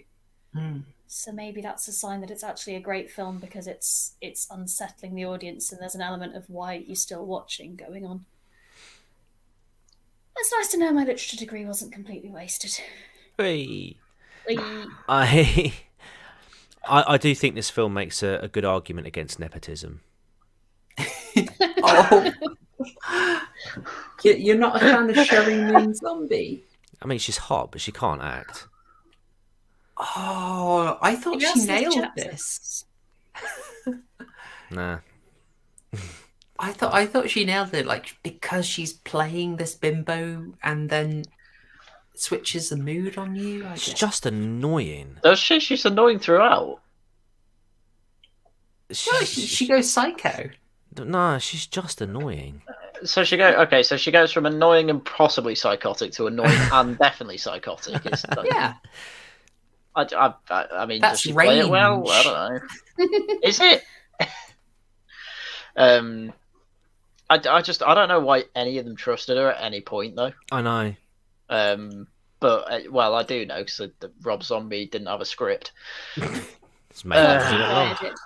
But and she was constantly like harassing Dwight, and I was like, this is weird. That was a weird scene. Yeah. Yeah. Oh god, I keep forgetting as well. It just completely flashes to like at one point she's like licking a skeleton's teeth while naked. Yeah, what the hell, jumping man? around, and I'm like, oh, I forgot about that, and I'm like, what? I mean, no, to be fair, I gave up on watching it not too long into the film, but this is where I was kind of like, I'm kind of more interested to like look at my phone more now, which isn't great for the film, because there really were some blink and you miss it, because then all of a sudden the mum's in. And I'm like, oh, look at her. Stifler's mum. Obnoxious psycho as well, yeah. I thought that too. Yeah, I did. I had to double check. I was like, hang on a minute. Yeah. What's the actress's name that we're confusing with Stifler's mum? Jennifer Anyway, Coolidge? Jennifer Coolidge. That's it. Yeah. I'm pretty the thing sure. is, this is not Jennifer Coolidge. This is Karen Black. I think, unfortunately, Queen Boudica has gone as she wanted a bit more Rob Zombie appreciation. Unfortunately, we're not saying not to like it. We're saying we're just a bit confused and we don't get it. It's not. It's doing something, but I'm not sure it's doing the thing that we particularly go for. But It's yeah, just she's a preference. Yeah, I should specify Karen. So Karen Black here, bit of a legend of the horror screen. Fantastic stuff.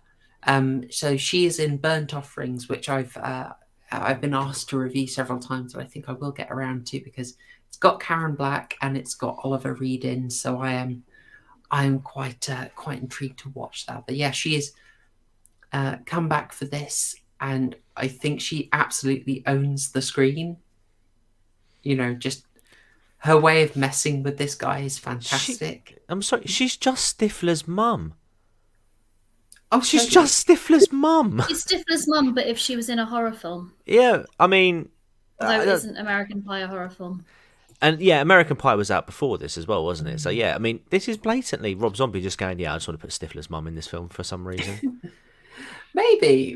I mean, they would have been made pretty much the same year. I think American Pie was 1999. Yeah. Oh, no. Yeah. When you take that into account, terrifying. Yeah. When you take that into account, but what was it? American Pie really was. Yeah. Wow. I know you're feeling old. I'm feeling old now. Jesus Christ. Yeah. So I mean, would this flex is on you, but Haryan's younger than me, so I can't. Oof. Yeah, I mean, to go into a little bit of a thing, this is, again, Rob Zombie kind of just proving he knows his horror. He knows what the rules are, he just doesn't care for them. So he will cast legends, he will flash on screen absolute classic horror. So he shows some of James Whale's The Old Dark House from 1932. He shows, I believe, Horror Frankenstein. He shows a Monsters movie. You know, he's doing all this thing. There are all these tributes. Sorry to interrupt. You mentioned that you mentioned that he references the monsters. Yeah. Do you know he's going to be? I think I got this right. But this year he's releasing a monsters movie. Oh, I saw that was being worked on. I didn't know they'd got it that much ready. Well, I mean, it was just on the IMDb credits as 2022 Monsters, and I'm like, okay, that's interesting. Whilst I was watching that, and I saw that, and I thought, that's pretty interesting. I wonder how he'll screw that up. Good news, Sherry Moon's in it. Again, she is in, I think, all his movies.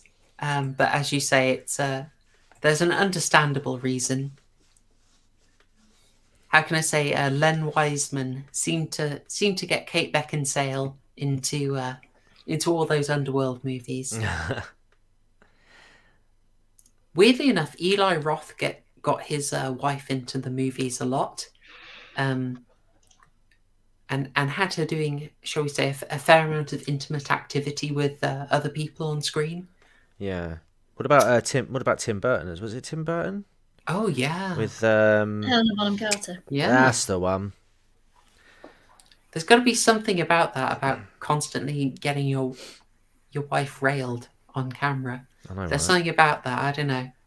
I'd look into that. Anyway, sorry, we're getting derailed into a filthy territory. Speaking of railed. Oh dear. So as I was saying, made like, a good point that this film is sort of like a 90-minute music video set in a haunted house or serial. That would make sense, actually. it really does have that vibe. Oh yeah. Yes. Good shout, Andrew Wolford. Exactly the same thing. People are remembering the underworld outfit. People are, I think, feeling the appreciation for that. Good times. Yeah. There were so many things that I thought were just amazing visual moments that really belonged in a music video. This is the main one that really stood out to me. Where are we? Like, how amazing was this shot of them just going in a parade in the night? I did quite like the rabbit costumes as well. That felt... It's an interesting touch. When was Cabin Fever made? 2004, I want to say. Close enough. No, it was after this. Okay, never mind. Darn it. I was wondering if the rabbit costumes would be a reference to Cabin 2002. Fever. Yeah? Oh my god, I'm feeling even older. I know. It keeps happening. Gosh darn it. Chat, my back's gone out. The outfit Otis wears here, when we see it with the white face makeup and then the black cross and the black eyes and the red outfit, it's incredibly music video. But Kiss. Yeah, we do end up in just this vibe where they are clearly showing they know the rules and just making tributes. Like, so much of this movie is referencing Texas Chainsaw Massacre. Yeah. So let me go through specifically. So this is referencing the classic scene at the dinner table. Yeah. That chap really is that tall. I thought he was just on stilts or something. Yeah, 7 foot 6. 7 foot 6. Yeah. Yeah, absolute beanpole, isn't he? Nice. Where is it? We get oh gosh. I felt that scene I just showed you of them walking in a parade was very much like the Wicker Man. Yeah. And we get to this. This is another clear Texas Chainsaw Massacre reference. If you remember, folks, there's a scene where Sally Hardesty comes in. She's searching around the Sawyer family house, and just all the furniture is made of bones. Clear reference to that. And also a clear reference to Ed Gein, but Oh yeah, totally. We also get the very strong Carrie references, if you all picked that up. To be fair, actually, just going on the Ed Gein thing, Texas Chainsaw Massacre is basically reference to him. Yeah. So, 2 layers of references there. Yeah. I did appreciate that, I have to say, of this film. I did appreciate that. Because what I found is that there's not really much, in terms of the crossover between true crime and horror, I find that a lot of people that are into horror don't really like true crime because they like the fantasy, because they like the fantasy aspect of it, but they don't want the real life. They don't want it to be real. Yeah, and then the opposite is true for true crime, because people are interested in the real psychology behind it, but then actually can't really attach themselves to horror films because it's just not real. It doesn't trigger the same emotional response, if you will. Yeah, I've always found that. So one thing I will sort of credit Rob Zombie for, I suppose, will be the fact that he does sort of express the passion for both the horror and the real life aspects. I mean, sort of go back to the opening scenes in that shop. What I said in the Discord chat. Immediately off the bat, I noticed Myra Hindley and Ian Brady. Now, for an American to know a UK true crime case of that nature, I'm not going to lie, I was quite impressed. Who else did he have on there? Oh yeah, he had. I saw Albert. I think I saw Albert Fish and Ed Gein. I wouldn't have been surprised if he had Fred and Rose West on there somewhere, but there you go. Because they probably belonged on need that an gallery. HD copy to find it. Like I did. Yeah. The Hindley and Brady one is quite iconic. But Yeah. I can make that out on the SD version Yeah. I've got. And they're all portraits. They're not the actual photos as well, which I thought was quite interesting. And I don't know why I found that interesting. I just found that really interesting. So yeah, I'll sort of I'll credit him in that regard. That he does again through the. I think like it's what you said, because it feels like a music video. A lot of the art is expressed through the visuals and things like that. So yeah, you can definitely tell he loves those sort of genres just based on the imagery that he puts out there. Anyway, sorry, I didn't mean to. No, That's interesting. absolutely grand. Yeah. I think there is an interesting sort of dialogue between true crime and horror. Just doesn't seem to happen enough. Maybe not in this film, but I think it's No. interesting. Well- Fans of some and fans of the other. Yeah.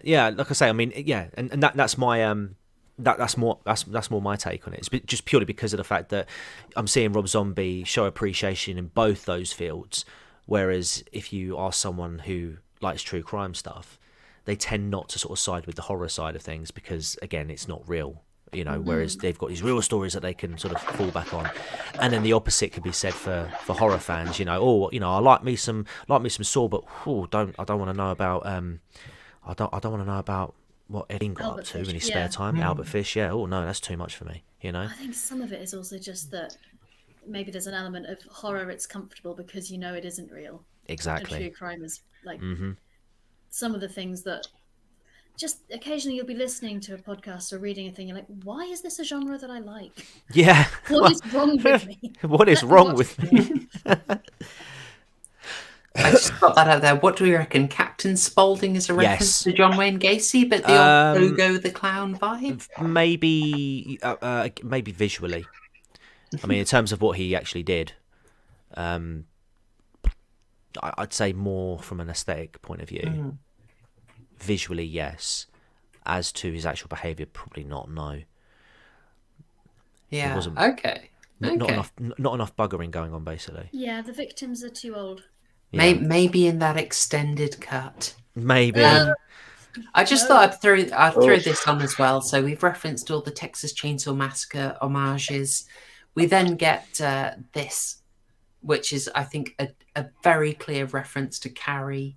If you've lost the thread, they get a sudden rapid switch from the dinner scene to doing a performance, a sort of show to an audience full of dummies plus their 4 very bewildered, confused guests, and it's a very striking scene.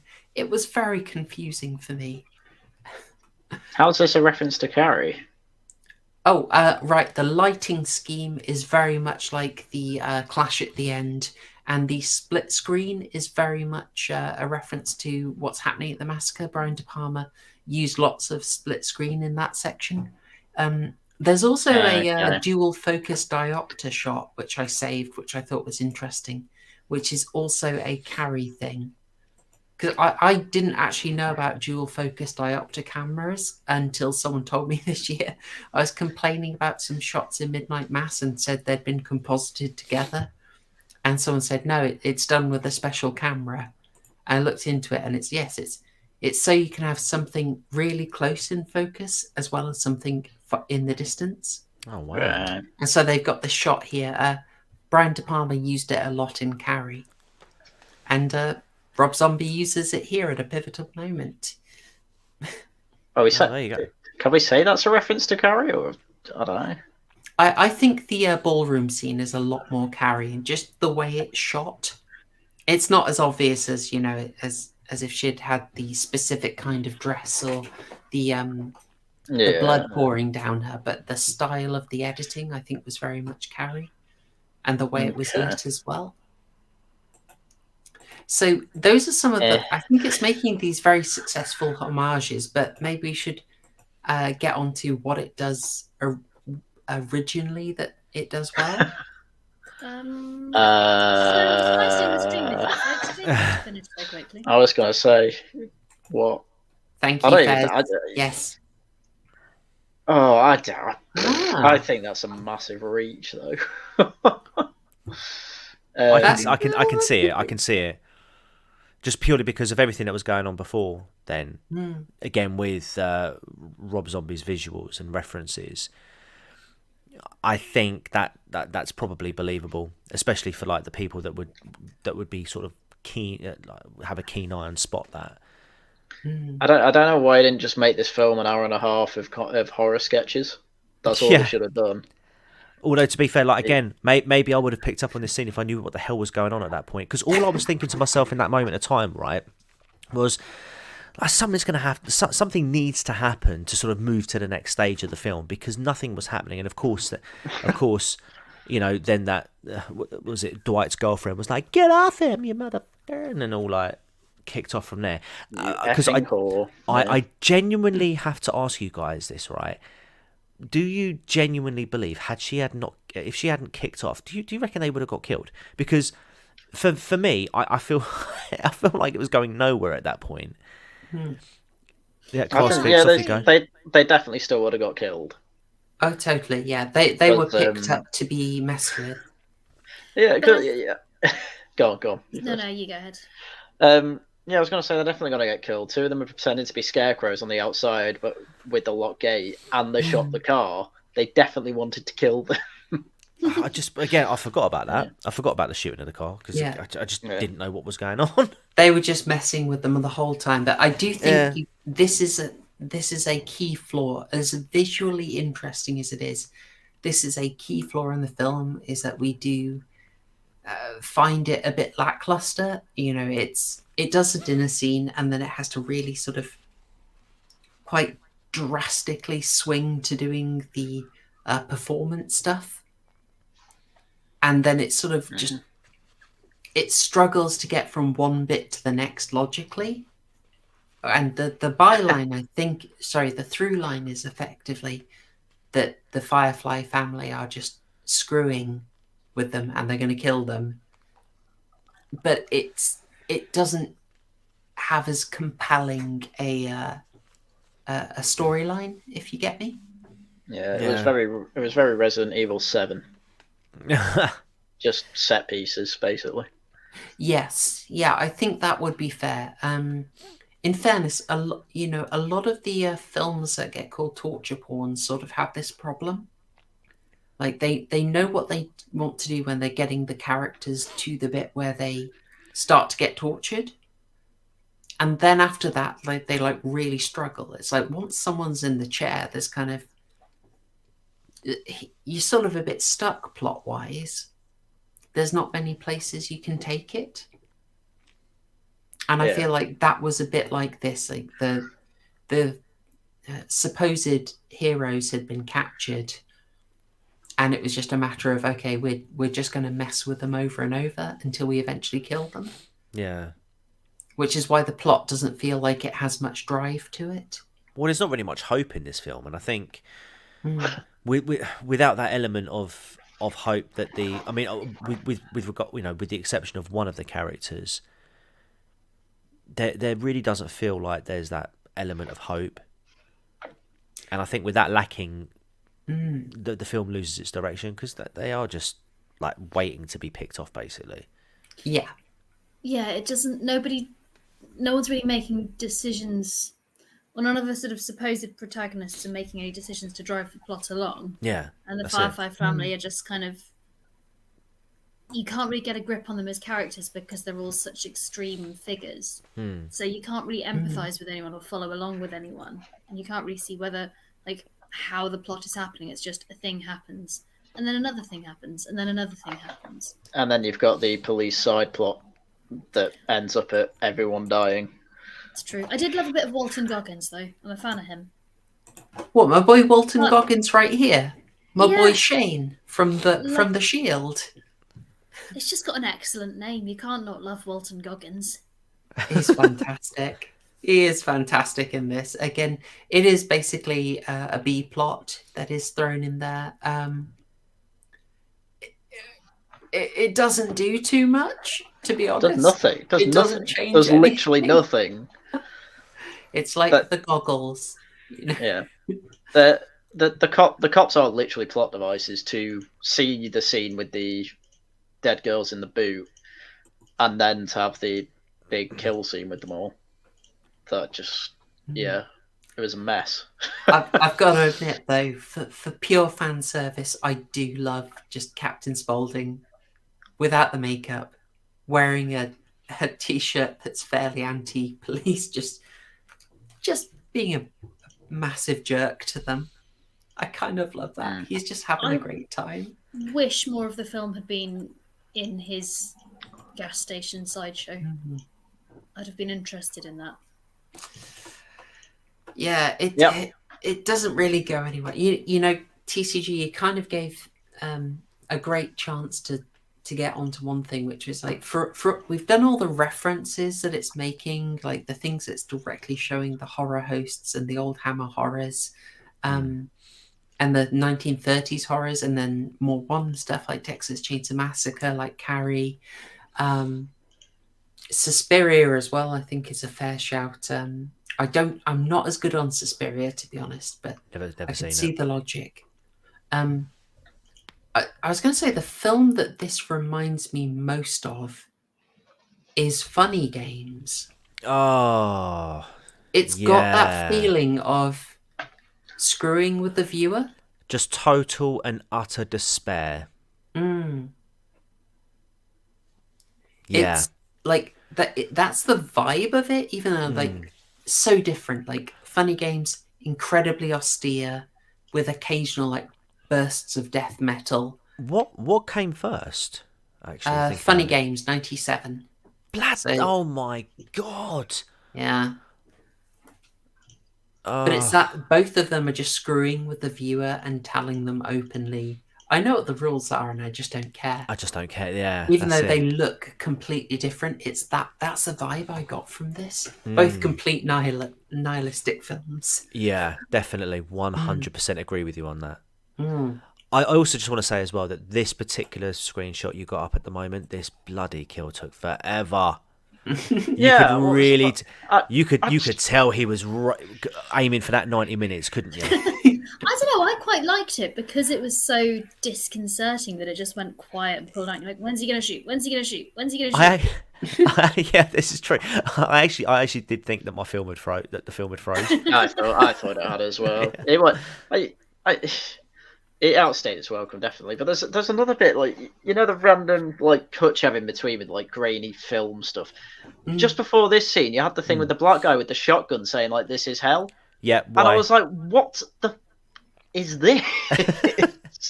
Yeah, that was the one that really threw me, because a few of them are just transition shots, like, oh, here's like a plane flying, you know, that you're in rural America. That one, he had like a load of signs saying like "God is dead" or something like that or whatever. Yeah, he's like, "This is hell. You don't need to go to hell," and he's just aiming a shotgun at the camera, like going nuts. And I'm like, "What? Why? Yeah. Who is this?" Yeah. None of the transitions made sense. No, none of them. I still can't get over, like you said, the one where baby's like licking that skeleton. Licking a skeleton. It's like, what naked, are you like? What on earth is going on? It's just, when you say, oh, it's kind of got music video vibes, I'm like, yeah, that stuff would be in a music video. Yeah. I guess. And then, it's not great. We get this brief delay before they decide to do some of the final kills. Like, there's a lot of gruesome torture that happened, but it all got cut out. Almost all of it cut out. Well, you had Fish Boy.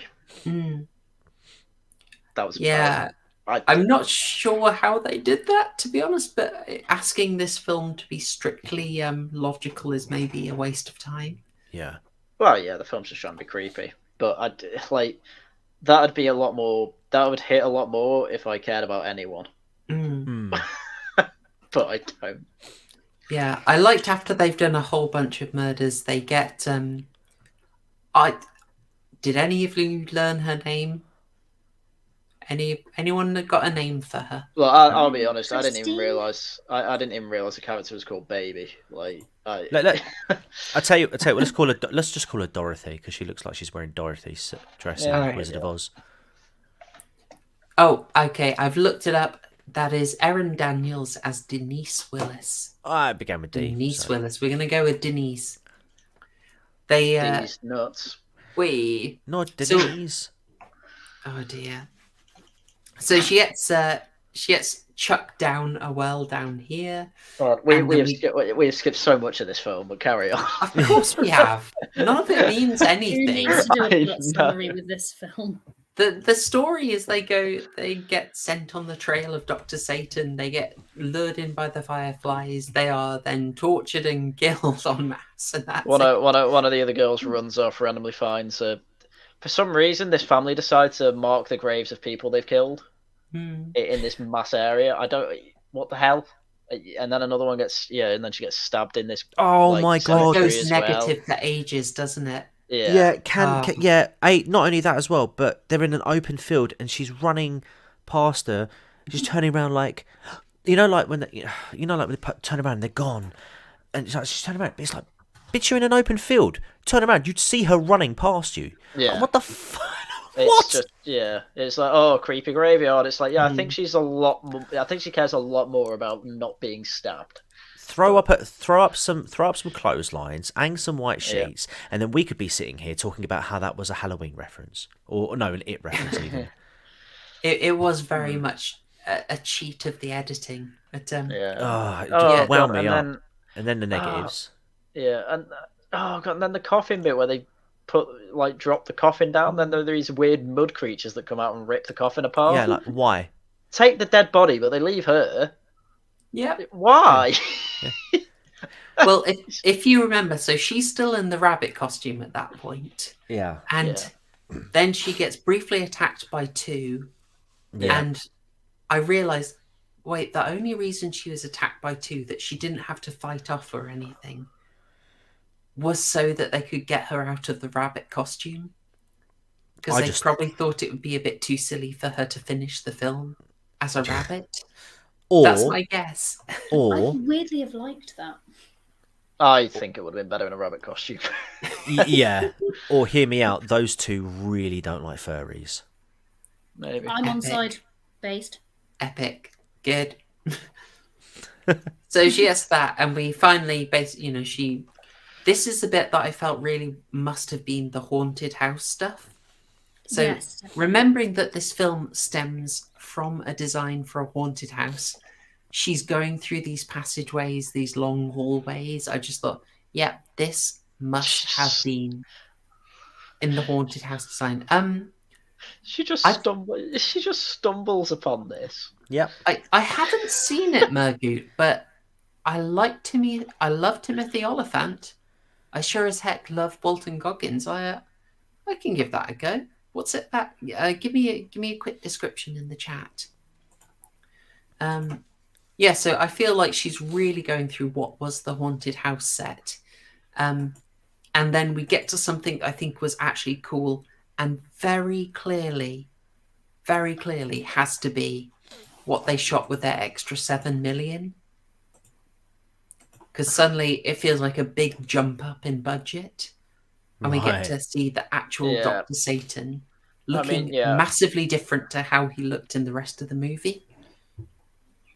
Yeah, I like this set, and I thought he was really cool. And then you get the other gas mask guy, Who's and utterly, he looks really cool. but he was utterly useless. Totally Yeah, useless. I was like, oh, he looks really cool. I hope he does something cool. No, he just gets his axe stuck and then he kills himself. I know. Right. Thanks, film. You got me engaged for half a second and you ruined it within the next 2 minutes.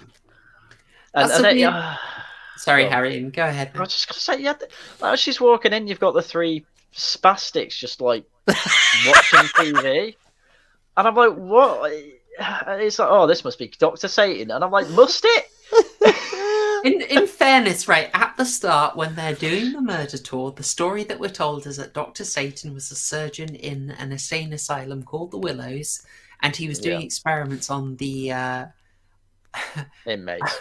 Yeah. on the inmates, yes, on the mentally disabled inmates. And so the fact that he's got them here, also he can create a race of super soldiers. Can he? Where? Was he X-Man super soldier? I don't think so. Yeah, I think that is what he's meant to be. Oh god. That's what I understood from this very unusual scene. But it's just, who was it? You said he looks like a tech priest from 40K. He looks like a tech priest from 40K. Other people are getting the vibe there. I mean, this is the best design in there, and weirdly, like, the hunt for Dr. Satan is the through line to the film. True. It's just incredibly easy to miss, and not much is done with it. No, not at all. Like, all that's done with it is super soldier goes after her and kills himself. She somehow survives, climbs out, gets caught by Sid. The end. Great, what a film. Oh, and Skinny Geralt's in the back. And then it turns out it might be a dream. I don't know. I've just realised that the chap with the gas mask who chases her through the tunnels, according to the Wikipedia summary, that chap is Mother Firefly's ex-husband Earl. What? Oh. Yeah. So, to read the plot summary, it says Dr. Satan orders his mutated gargantuan assistant, who turns out to be Mother Firefly's ex-husband Earl, to capture Denise. Does he turn out to be? Where was that revealed? Yes, we know that. What? Is this something? Right, I'm sure this must have been in the extended cut. That had to have been revealed somewhere in the extended cut, because there was no mention at all during the film that was what was it? The Mummy Firefly's ex-husband Earl. Yeah, Mother Firefly.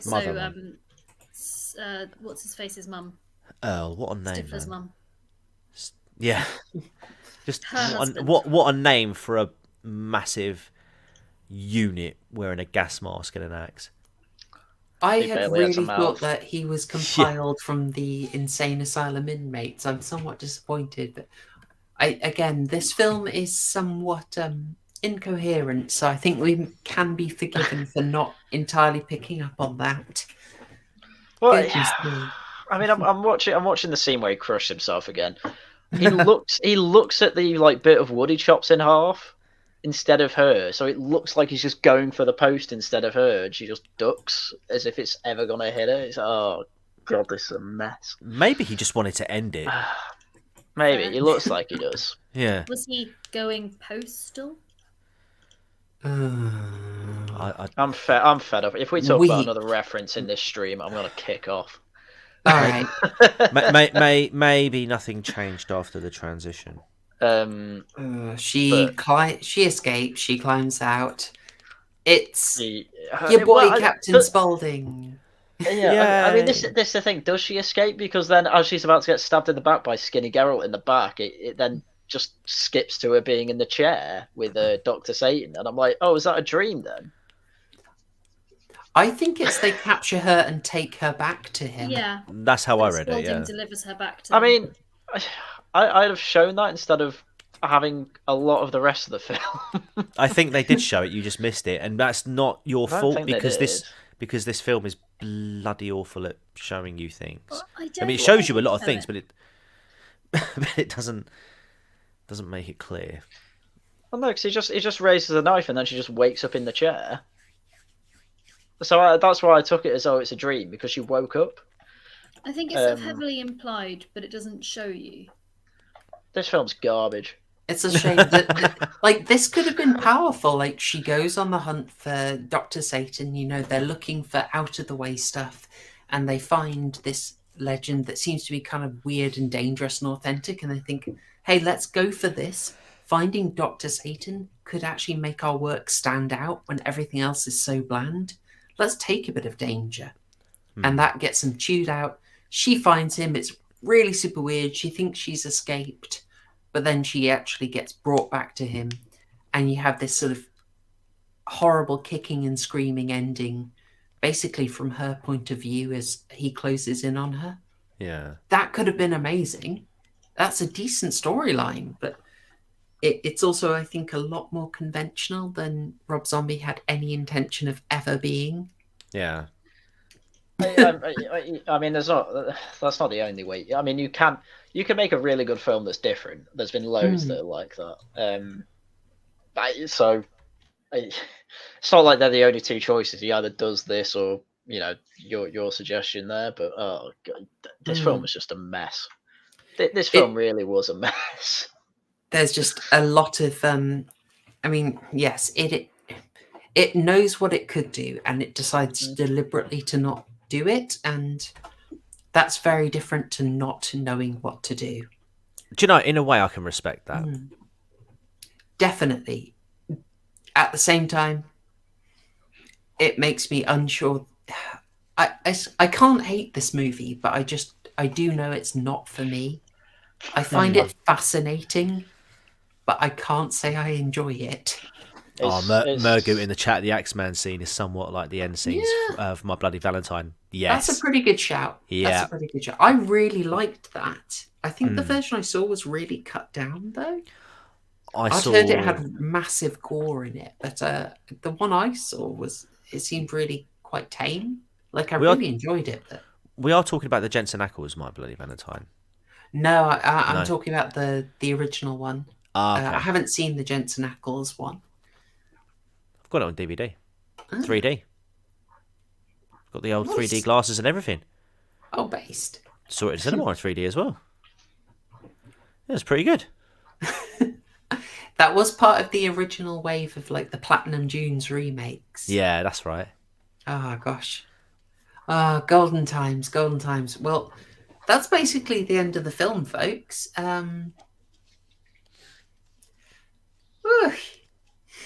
That was a film. Yes, we watched that. Was it? 89. It went on for 89 minutes. It was a music video. Longer? Have we been talking about it longer than the film? Definitely. Totally. Yeah. That's the only thing I need. We've been talking about references more than we have the film. Well,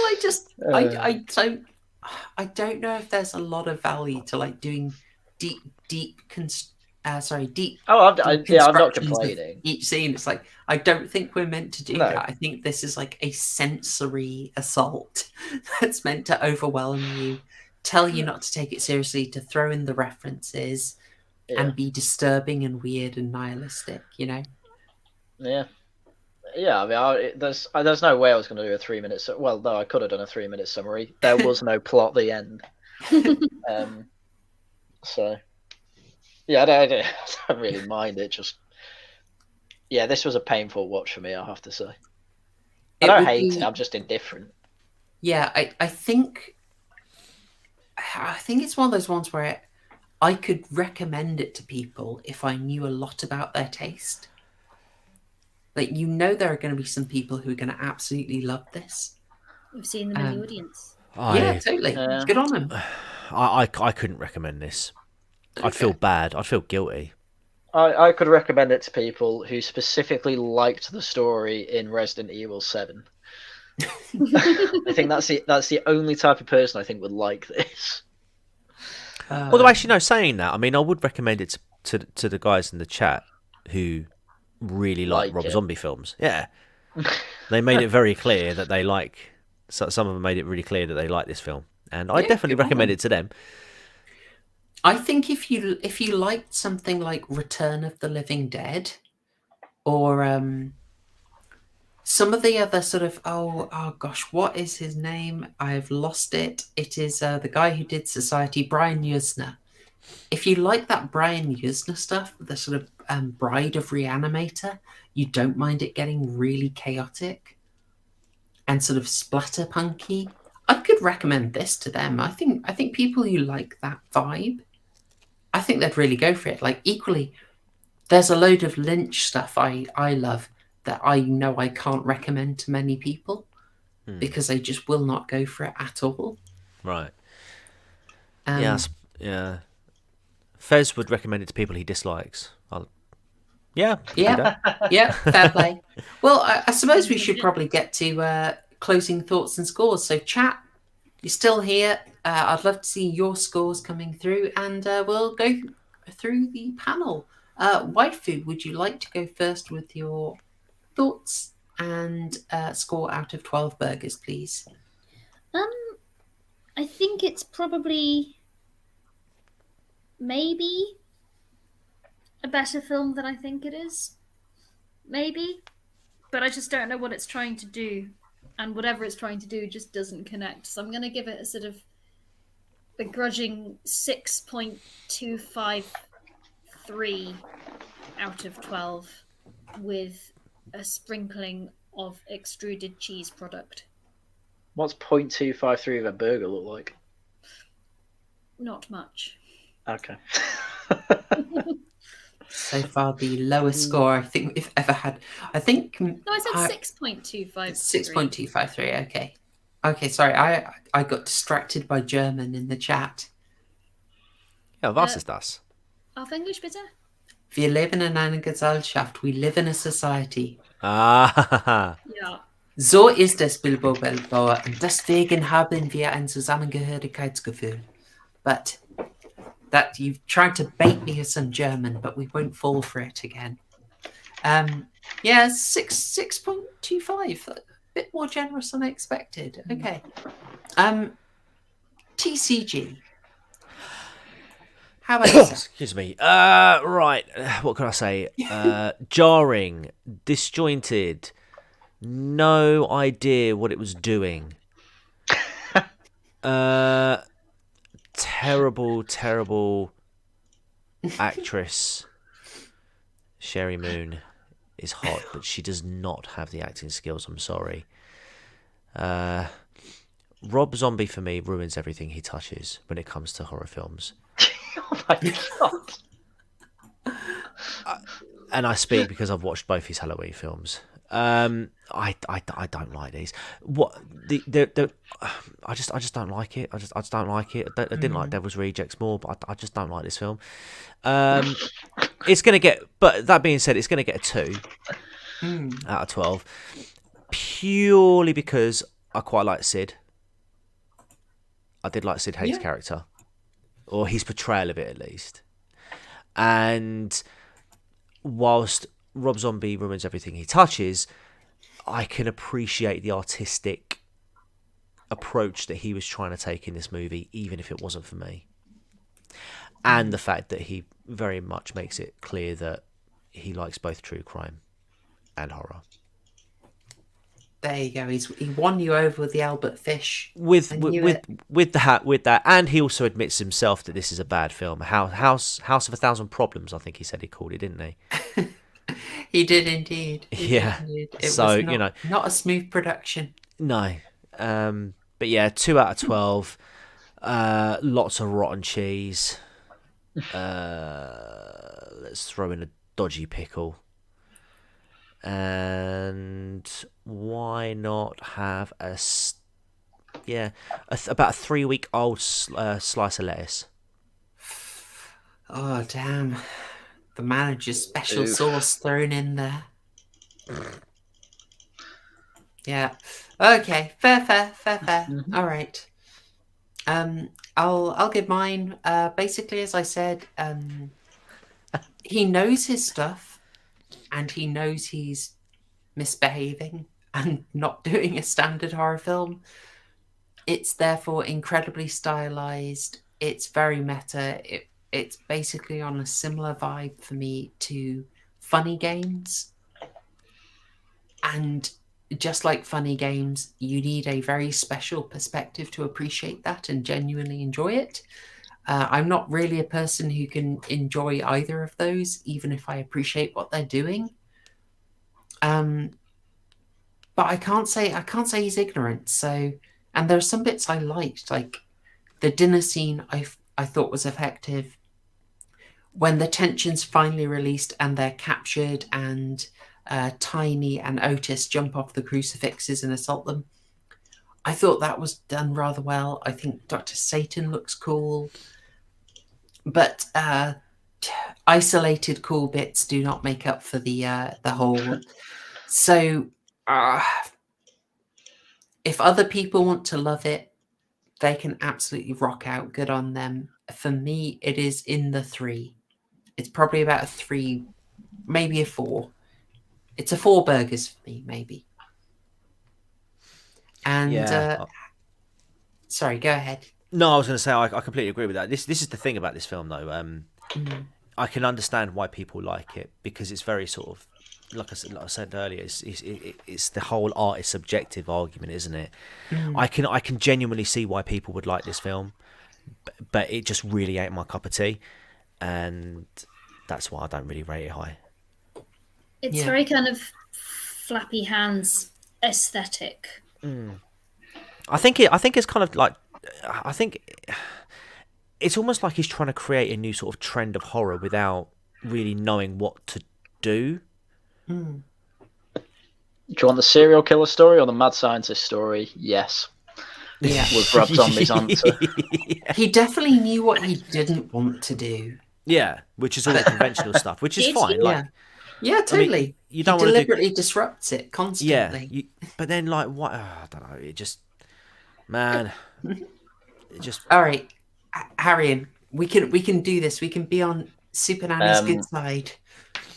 Well, yeah. Well, there's not much to say, is there? I mean, thinking of the score, I'm trying to think of previous films we've gone through and scores I've given, and it's really not as bad as some of the lower scores I've given, because there is some justification for trying to get it to one place to another, but the problem is that the first act and the third act are just clearly two completely different films, and because of that, the middle is just a massive mess. But there is justification. Well, there is just somewhat decent attempts at justification for going from one scene to another. It's just the whole middle of the film's just, I want to screw about with the audience, basically. And it's like, cool. Then you've got a pointless sheriff story in there. And again, they're just plot devices. I mean, to get the dad in as well, because I was watching through it again, I only just realised that they turned the dad into a skin suit. I love that. And it's like, it's like cool, all this stuff. It's like, but I just don't care about these characters. And it's just, this is what I mean. Just, it's worth watching some of the clips. Yeah. Some of the clips, I just really like everything to do with the set and the costume designs right at the end in Dr. Satan's place. It's not worth going through an hour and a half of film for it, though. So, probably give it a... I'm not really thinking about it too hard, so I'm going to go on the lower end, but it's probably close to a 3 than a 4. I think if I really thought about this film, it'd be worse than what I think it is now. Because I really didn't put much thought into it. I was confused from the start. I knew it was just not going to be great. I just tried to enjoy the ride, which, as I say, I enjoyed bits. And there's a lot of cheese on this. I mean, these are essentially just burgers made out of cheese. Even the buns are made out of cheese. This is how cheesy that film is. Buns made out of cheese, brilliant. Yeah, this is the film equivalent of the Homer Simpson makeup shotgun. It's sporadically interesting. Mergu says, as it's meant to be, shock horror is zombies. The thing is, for me, man, I didn't get the shock horror vibe of it. I went into and walked away from that movie just confused. Yeah, because a big thing that helps you be shocked is actually connecting with characters. And when you don't connect with any of the characters, and you see like, oh, we've turned your boyfriend into a fish, you're like, oh, that's a bit weird. So I'm like, oh yeah, fair play, you crack on, mate. Yeah, I'm like, oh, cool. It's like the Texas Chainsaw Massacre, a film that this film was trying to emulate in certain areas. That was shocking. I'm trying to think of other films that sort of lean on. I can't think. None of them are springing to mind at the moment. That's annoying. But yeah, films like that. For me, they're the shocking ones.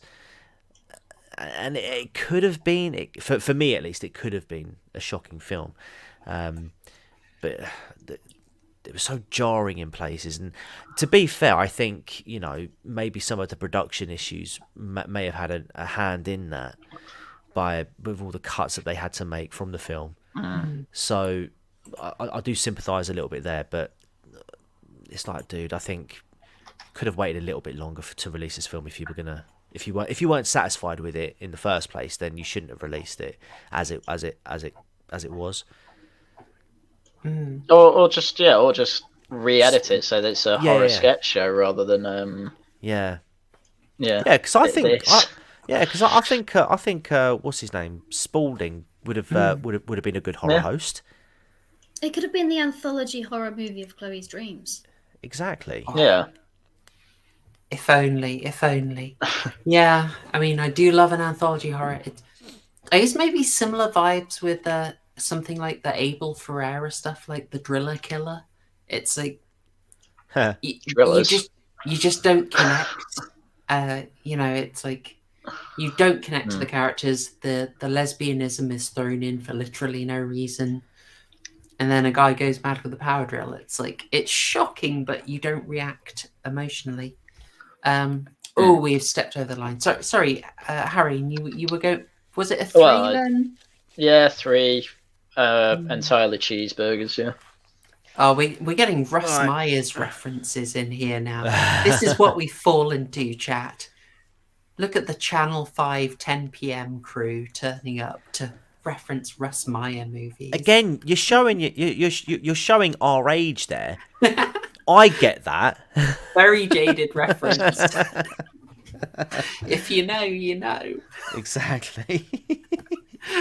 If you're old, Right. you're old. All right. There, thank you. All right, okay. All right, child. Pipe down. Right, anyway. Did you want the prediction? Yeah, all right. All right, let's go for it then. Okay. The redemption Right, of proper horror show. Let's do it. I was about to read the Doom prediction again. Right. Prediction for Haryan. The big problem for Haryan will be that House of Thousand Corpses is very big on stuff just happens mode. Once victims are delivered to the maniacs, the film is just running out the runtime. I suspect the Dr. Satan threadline won't be enough for him. I'm very torn on whether the extremely stylized storytelling will work for him, but I suspect not.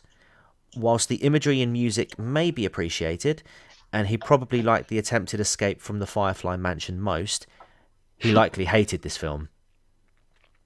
The absolute chaos and gleeful audience trolling is not what Haryan goes for, and no amount of Captain Spaulding can save the film for him. 2 out of 12 burgers, and possibly a side order of seething resentment at me making him watch it. Yeah, I mean, this was the thing. I probably would have hated it if I concentrated on it more, but I was just so disengaged. I mean, as good as Captain Spoiler, still can't get his name right. Captain Spoiler Alert. Yeah, as fun as he was, it just, we're clearly the 4 kids are supposed to be the protagonist. Yeah, and they're just terrible. So, yeah, I didn't hate it. I was just indifferent. If I'm forced to watch it again, I probably will hate it. So. In a sort of similar vein, this is the 3rd time I've watched it. And the other 2 times I found myself similarly, I couldn't focus on it. It's one I wanted to kind of drunk watch. And it never made sense to me. And I found myself being like, oh yeah, what the heck happens in that film after 30 minutes in? And I was thinking, was I absolutely wasted? And I don't think I was, because I watched this sober and it was just, no, it really just go into like very fast switches. Like the move from the dinner to the show is just out of nowhere. It's very hard to follow. So I don't blame myself. Anyway, a much closer prediction than we have had recently. Much more on point, yeah definitely. Yeah, we've got a request here. Schlock, I can't say it. Schlock slashes like Mother's Day. Possibly it's tempting to sort of do 2 genuine Grindhouse movies and then do the Tarantino and Robert Rodriguez Grindhouse version. It's sort of an idea, but it will be long down the way. We do have our other arcs sorted out. And, it's that time of night, folks. You've made it to the end of the stream, so we'll give you the horror homework for next week. You're hearing it before anyone else is. I will, of course, announce it on Twitter, where you can follow me. That is @PropHorrors. Or you can follow me on Minds as well. I'll drop them there. Although I'll admit I'm a bit spotty about that, so I have to try better. But I will tell you now that the horror homework for next week, for the start of our next arc, is going to be Videodrome. We are moving on to the 80s sci-fi horror arc. Yeah, boy. Excellent. I know. I love it. I love it. Right. We're going to be doing, blimey. yes, Videodrome by David Cronenberg with a fantastic appearance by Debbie Harry and James Woods, who we last encountered in John Carpenter's Vampires. Oh, yeah. Hang on. What was the last Cronenberg that we covered? Possessor. No, I'm joking. Possessor, which is not by the real Cronenberg. Yeah, it was The Brood, though, we did. Yeah. The Brood, that's it. I've got a feeling more is going to come in because I do really like Cronenberg stuff. Yes, so it's going to be Videodrome. I believe our guest is lined up to be Last Things. As ever with streaming, you know, you have to check back in and make sure people are available because I do book people quite far in advance. So hopefully he is in. He's a fantastic channel. If you haven't seen Last Things, go and check him out. I am absolutely fangirling about him right now. But for now that you have your horror homework, we'll just go through a nice little round of shilling. Haryan, anything to shill, sir? I've not made a video in about, a week. Fairness, the last one you did was 90 minutes long. Yeah, I suppose. But I should make one this week. Probably not tomorrow because it's Ash Wednesday. But hopefully I'll make one Thursday evening. And there should be Laughing at the Guardian this Saturday, but I need to get guests. I keep forgetting to do that. So yeah, look for me on my channel there. I love it. It's the same thing you always say. I know. It's amazing. It's great. It's amazing. Yeah, Laughing at the Guardian. Oh, I need guests, and I keep forgetting to do that. Are you doing any regional variations by any chance? Oh yeah, there's regional variations. It would have. We're starting to learn, aren't we? Yeah, I know, right? I'm glad I remembered that. And have you got any plans to complete Soma yet? Yes.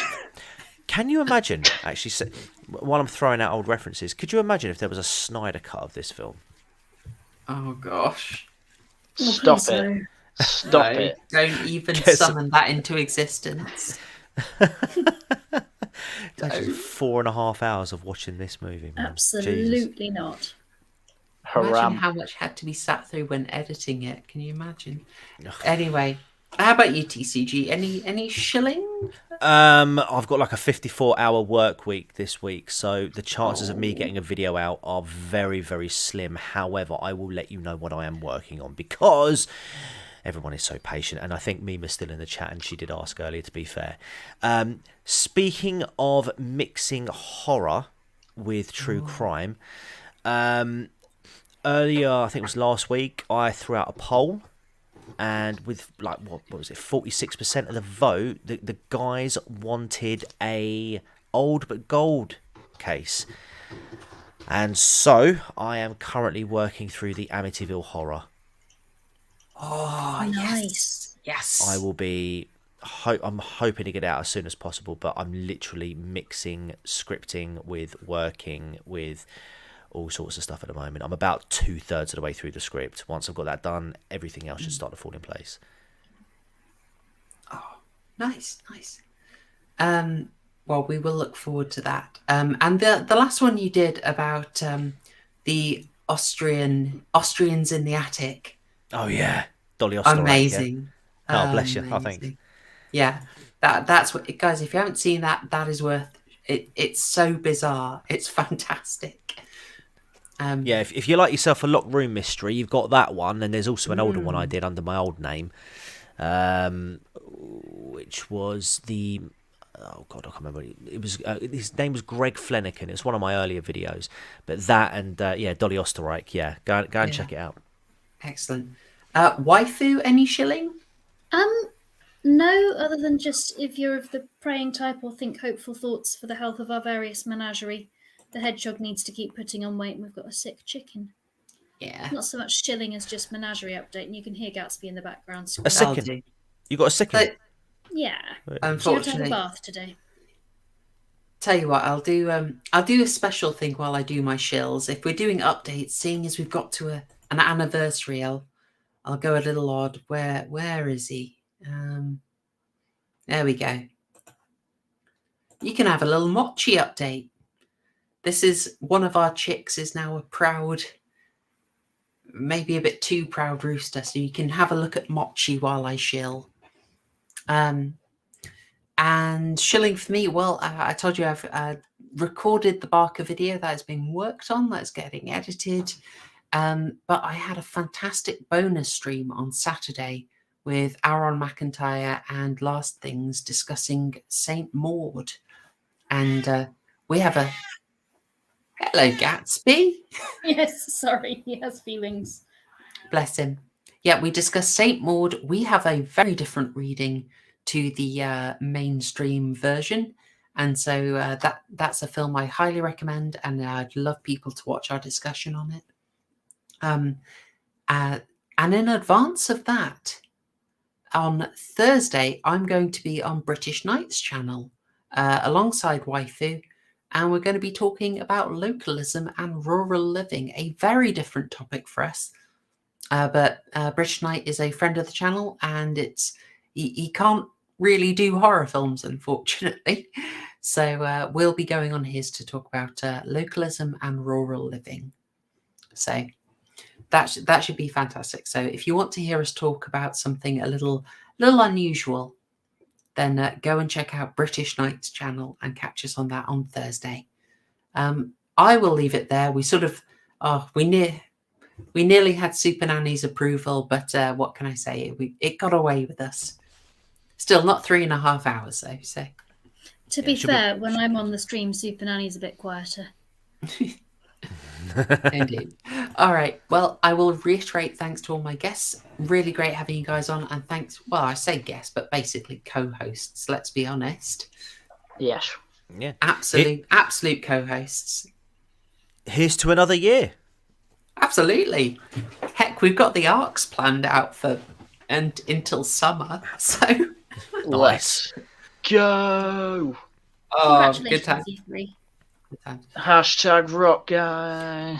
Yes, and thank you, chat. You've been fantastic tonight. You've been on fire. You did really well at the horror quiz. I think we need a horror quiz, quite frankly. And if you're watching this on the replay, I hope you really enjoyed it. You've got your horror homework, and I'm going to sign off now. Thanks, y'all. Cheers. Yes. Good night. Hashtag Shill Gang. I'm just leaving you the rock gang. Get it in. I already got it in. I said it before. I'm not saying it. Hashtag rock gang. Hashtag